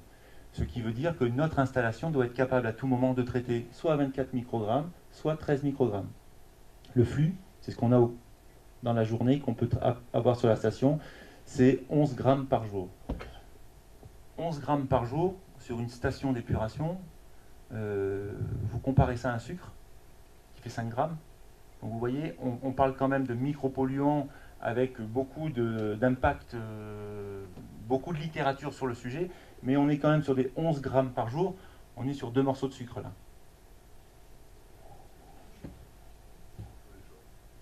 Tous les jours. Voilà, donc il ne faut pas négliger, c'est des petites quantités. Et la concentration? C'est le flux par jour. On s'aperçoit sur ces concentrations, dans les eaux usées traitées, quand on sort de notre filière de baux activés, on retrouve encore des molécules. Alors, on a les molécules présentes systématiques, vous les voyez là, on a de l'hypertenseur, l'antalgique, anti-inflammatoire, antidiabétique, antiépileptique, etc., etc. Et après, vous avez des molécules, des présences ponctuelles. Et ça va être ces présences ponctuelles, ça va être lié, est-ce qu'on a un hôpital à côté, est-ce qu'il y a une blanchisserie, est-ce qu'on a une activité particulière, etc., etc. Donc on n'a pas, si vous voulez, une matrice exacte d'un endroit à l'autre. C'est pour ça qu'il faut faire des recherches, il faut voir quel est le type de polluant et quel traitement on doit mettre en face. Alors ici, là, pour ce que l'on retrouve un petit peu, on a des antibiotiques, des anti-inflammatoires, et on retrouve ce qu'on appelle ici des produits de contraste. Souvent, c'est pour tout ce qui est en radiographie, pour la scintigraphie. C'est tous les gens qui vont faire des radios, de la scintigraphie. Donc, effectivement, on voit certaines choses pour rendre les organes un peu fluorescents, et forcément, on les élimine, et on les retrouve au niveau de nos eaux usées.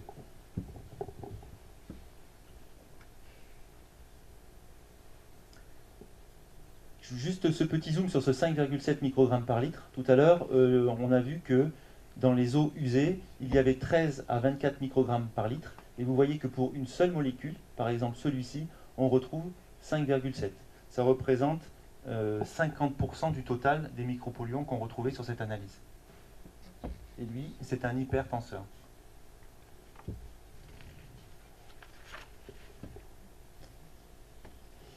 Alors, au niveau ensuite, lorsqu'on passe au niveau du pilote, comment ça fonctionne? Aujourd'hui, nous, on s'est calé sur une dose de charbon, hein, c'est effectif, c'est en industrie maintenant, hein, ce sont des ouvrages qui fonctionnent. On a une dose de charbon qui est de 20 grammes mètre cube. 20 grammes mètre cube, et on a une masse de charbon qui est maintenue constante. Pourquoi on a on se fixe ce taux? Parce qu'à un moment, il faut s'arrêter, il y a une raison économique. On peut tout traiter, mais jusqu'où on va et à quel coût? Et qu'est-ce qui est supportable pour l'usager et quel sera l'impact pour l'environnement? C'est la question qui est posée. Ça se traduit par ce diagramme. Quand un charbon est neuf, quand on injecte un maximum de charbon, effectivement, on peut traiter 100% de la pollution. 100%. Par contre, à ce niveau-là, ça coûte pour ce type de procédé et la station où nous étions, il faut compter environ 2 000 € par jour. Quand on est ici, sur le 20 grammes par mètre cube que je vous ai dit, on est à un abattement à peu près de 80 à 90% de nos micropolluants. Pardon. Alors, vous me direz là, il y a marqué 60%, on est en UV. C'est nos exploitants qui font leurs mesures, et lorsqu'ils sont au-dessus de cette barre, ils savent qu'ils traitent plus de 80% des micropolluants.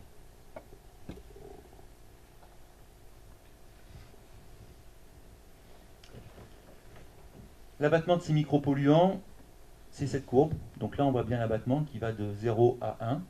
On voit qu'on abat quasiment une grosse partie de nos molécules, mais il y a toujours une fraction de molécules, entre guillemets, réfractaires. Donc on les retrouve. Ce sont nos fameuses molécules de contraste pour les radiographies. Ici, on a une molécule antidiabétique. Et la dernière, alors je ne sais plus laquelle c'est, et la dernière, c'est voilà, c'est un anti-inflammatoire. Voilà. Mais aujourd'hui, ce qu'il faut se dire par rapport à nos besoins, par rapport à l'évolution de la vie, par rapport à l'évolution, on ne pourra tout de même pas traiter toutes les molécules. Quand on va passer une radiographie, on avale un tas de cochonneries, c'est pas agréable à avaler. À un moment donné, le corps le restitue. Quand le corps le restitue, ça va à la station d'épuration. Et ces molécules ces molécules sont difficilement biodégradables ou absorbables par tous les procédés qu'on peut mettre en place. Il faudrait peut-être mettre encore des procédés plus coûteux, des membranes, être dans l'osmose inverse carrément, pour avoir une eau là qui serait de qualité, même au-delà d'une qualité d'eau potable. Mais ce qui veut dire qu'avec ce procédé, aujourd'hui, on est capable de traiter entre 80 et 89% de toutes ces molécules, des micropolluants, au niveau de nos eaux résiduaires.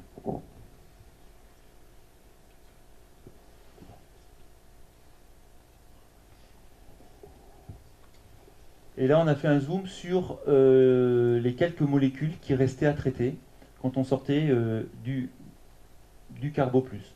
Bon. Donc on est sur des volumes, sur des concentrations très faibles, hormis celle-ci, hein, qu'on retrouve, c'est la molécule qui est employée pour les diabétiques, et les deux fameuses, celle-ci là qui était pour la scintigraphie, voilà, et les hypertenseurs qui sont là.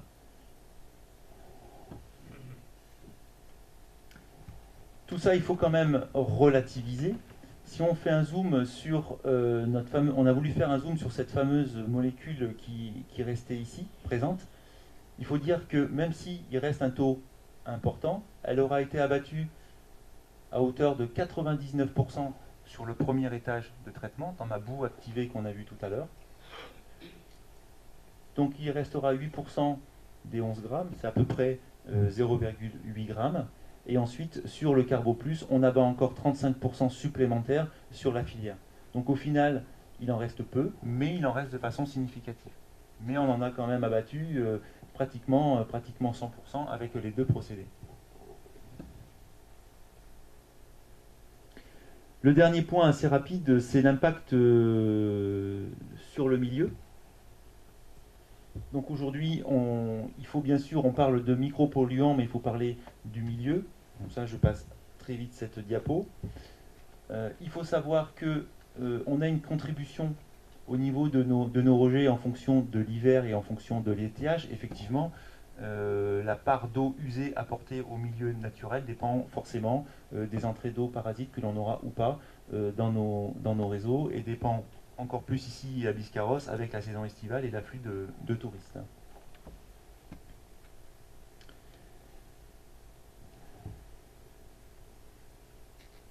Ici, par rapport à ce qui avait été fait en amont du rejet, c'est-à-dire avant le rejet de la station d'épuration, il y avait une faible quantité de micropolluants, mais on avait quand même cette fameuse molécule antidiabétique qui était présente déjà avant le rejet de la station d'épuration. Donc ça veut dire qu'elle était déjà présente dans le milieu. En aval du rejet, bien sûr, là on a une concentration de micropolluants plus important, ce qui veut dire que oui, effectivement, la station d'épuration a forcément un impact, hors traitement Carbo Plus, a un impact sur le rejet, il est non négligeable. C'est pour ça qu'il faut aussi que nous soyons citoyens par rapport à ce que nous faisons dans notre vie au quotidien.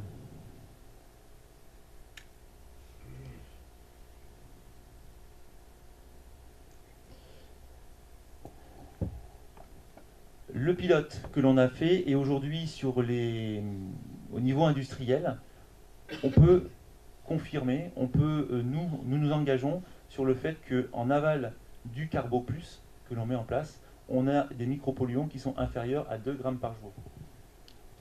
Tout à l'heure, je vous ai dit, quand on sortait de la boue activée, on était environ à 11 grammes par jour.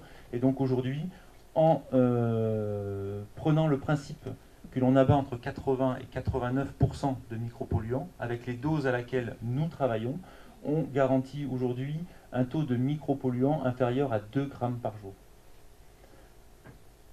Par contre, ce que nous faisons avant de lancer ces constructions, nous travaillons sur des procédés pilotes comme celui qui a été fait au Canet, et c'est ce que nous avons proposé. Nous commençons à discuter aussi avec la collectivité en vue des restructurations de stations pour avoir des études beaucoup plus approfondies et pour voir si ce procédé serait adapté à ce que l'on veut faire. Enfin, le dernier point qui avait été fait et qui est fait avec ces mesures de micropolluants, c'est de regarder quel est l'impact écologique sur le milieu. Donc on regarde la toxicité générale, la génotoxicité ou les perturbations endocriniennes. Donc on regarde en amont du milieu, très rapidement, on a des tests que l'on fait directement ici sur le terrain. Hein. Il n'y a pas besoin d'aller dans des labos, on a mis ça en place avec notre recherche et développement SOR. Donc par exemple sur le Canet des Morts, on avait en amont du milieu, alors quand c'est vert c'est bon, quand c'est orange c'est critique, c'est orange ou jaune mais on ne voit pas trop la différence là. Donc vous voyez en amont du milieu, aval du milieu, sortie de la station d'épuration avant le Carbo Plus et la sortie après le Carbo Plus. Donc rejet step, pas d'impact génotoxique, faible perturbation oestrogénique, faible toxicité générale. Le rejet de station d'épuration amplifie légèrement la toxicité générale sur les champignons, atténue légèrement la perturbation endocrinienne, et l'effet Carbo Plus, éliminer en totalité la perturbation endocrinienne, ça veut dire, c'est à ce niveau-là. Ça veut dire qu'on supprime toute la partie oestrogène. On diminue la toxicité générale sur les bactéries sensibles. Ici, où on était orange là, on devient jaune. Ça veut dire qu'on a éliminé une grande partie des microtoxiques qui avaient une incidence sur la destruction de la vie bactérienne dans le milieu. Voilà. Donc voilà pour cette présentation. Merci Laurent Pateau, je pense qu'on peut l'applaudir. Pointu. Donc on n'a plus de diabète, si je résume bien, on n'a plus de pathologie de quelque sorte que ce soit, il reste toujours quelque chose, Laurent Pateau, c'est ça? Oui, effectivement, il reste toujours quelque chose. Il ne faut pas penser que ces perturbateurs endocriniens, ces micropolluants viennent des autres. Aujourd'hui, ils ne sont que présents par notre activité. On prend des médicaments, on se soigne, On a la cuillère, on a pris le sirop qui va bien, mais qu'est-ce qu'on fait? On passe la cuillère sous le robinet. On a l'amoxicilline qui est fréquemment utilisée, on va rincer le fond du flacon, etc., etc. Il ne faut pas oublier aussi que dans ces perturbateurs endocriniens, on a des entrées d'eau claire parasites. Un réseau 100% étanche, ça n'existe pas. Quand un réseau reçoit moins de 30% d'eau parasite, des eaux de pluie ou autres, on considère que c'est un bon réseau. Ce qui veut dire qu'on va recevoir les lessivages sur les routes. Quand il a plu, on va recevoir c'est des HAP, c'est des huiles. Sylvain l'a dit tout à l'heure, le diluant qu'on a quand on a fait ces travaux ménagers, au lieu de le mettre dans un bidon de la déchetterie, on va le verser soit au robinet et au pire aux eaux pluviales. Et parfois, ça va revenir au niveau de notre station d'épuration. Ce qui veut dire qu'aujourd'hui, il faut qu'on soit citoyen, il faut qu'on éduque nos enfants et penser qu'une station d'épuration, elle n'est pas là pour tout traiter. Et quand on a tiré la chasse d'eau, c'est pas fini. Au contraire, le cycle va continuer et c'est nous qui sommes à l'origine de tout ça.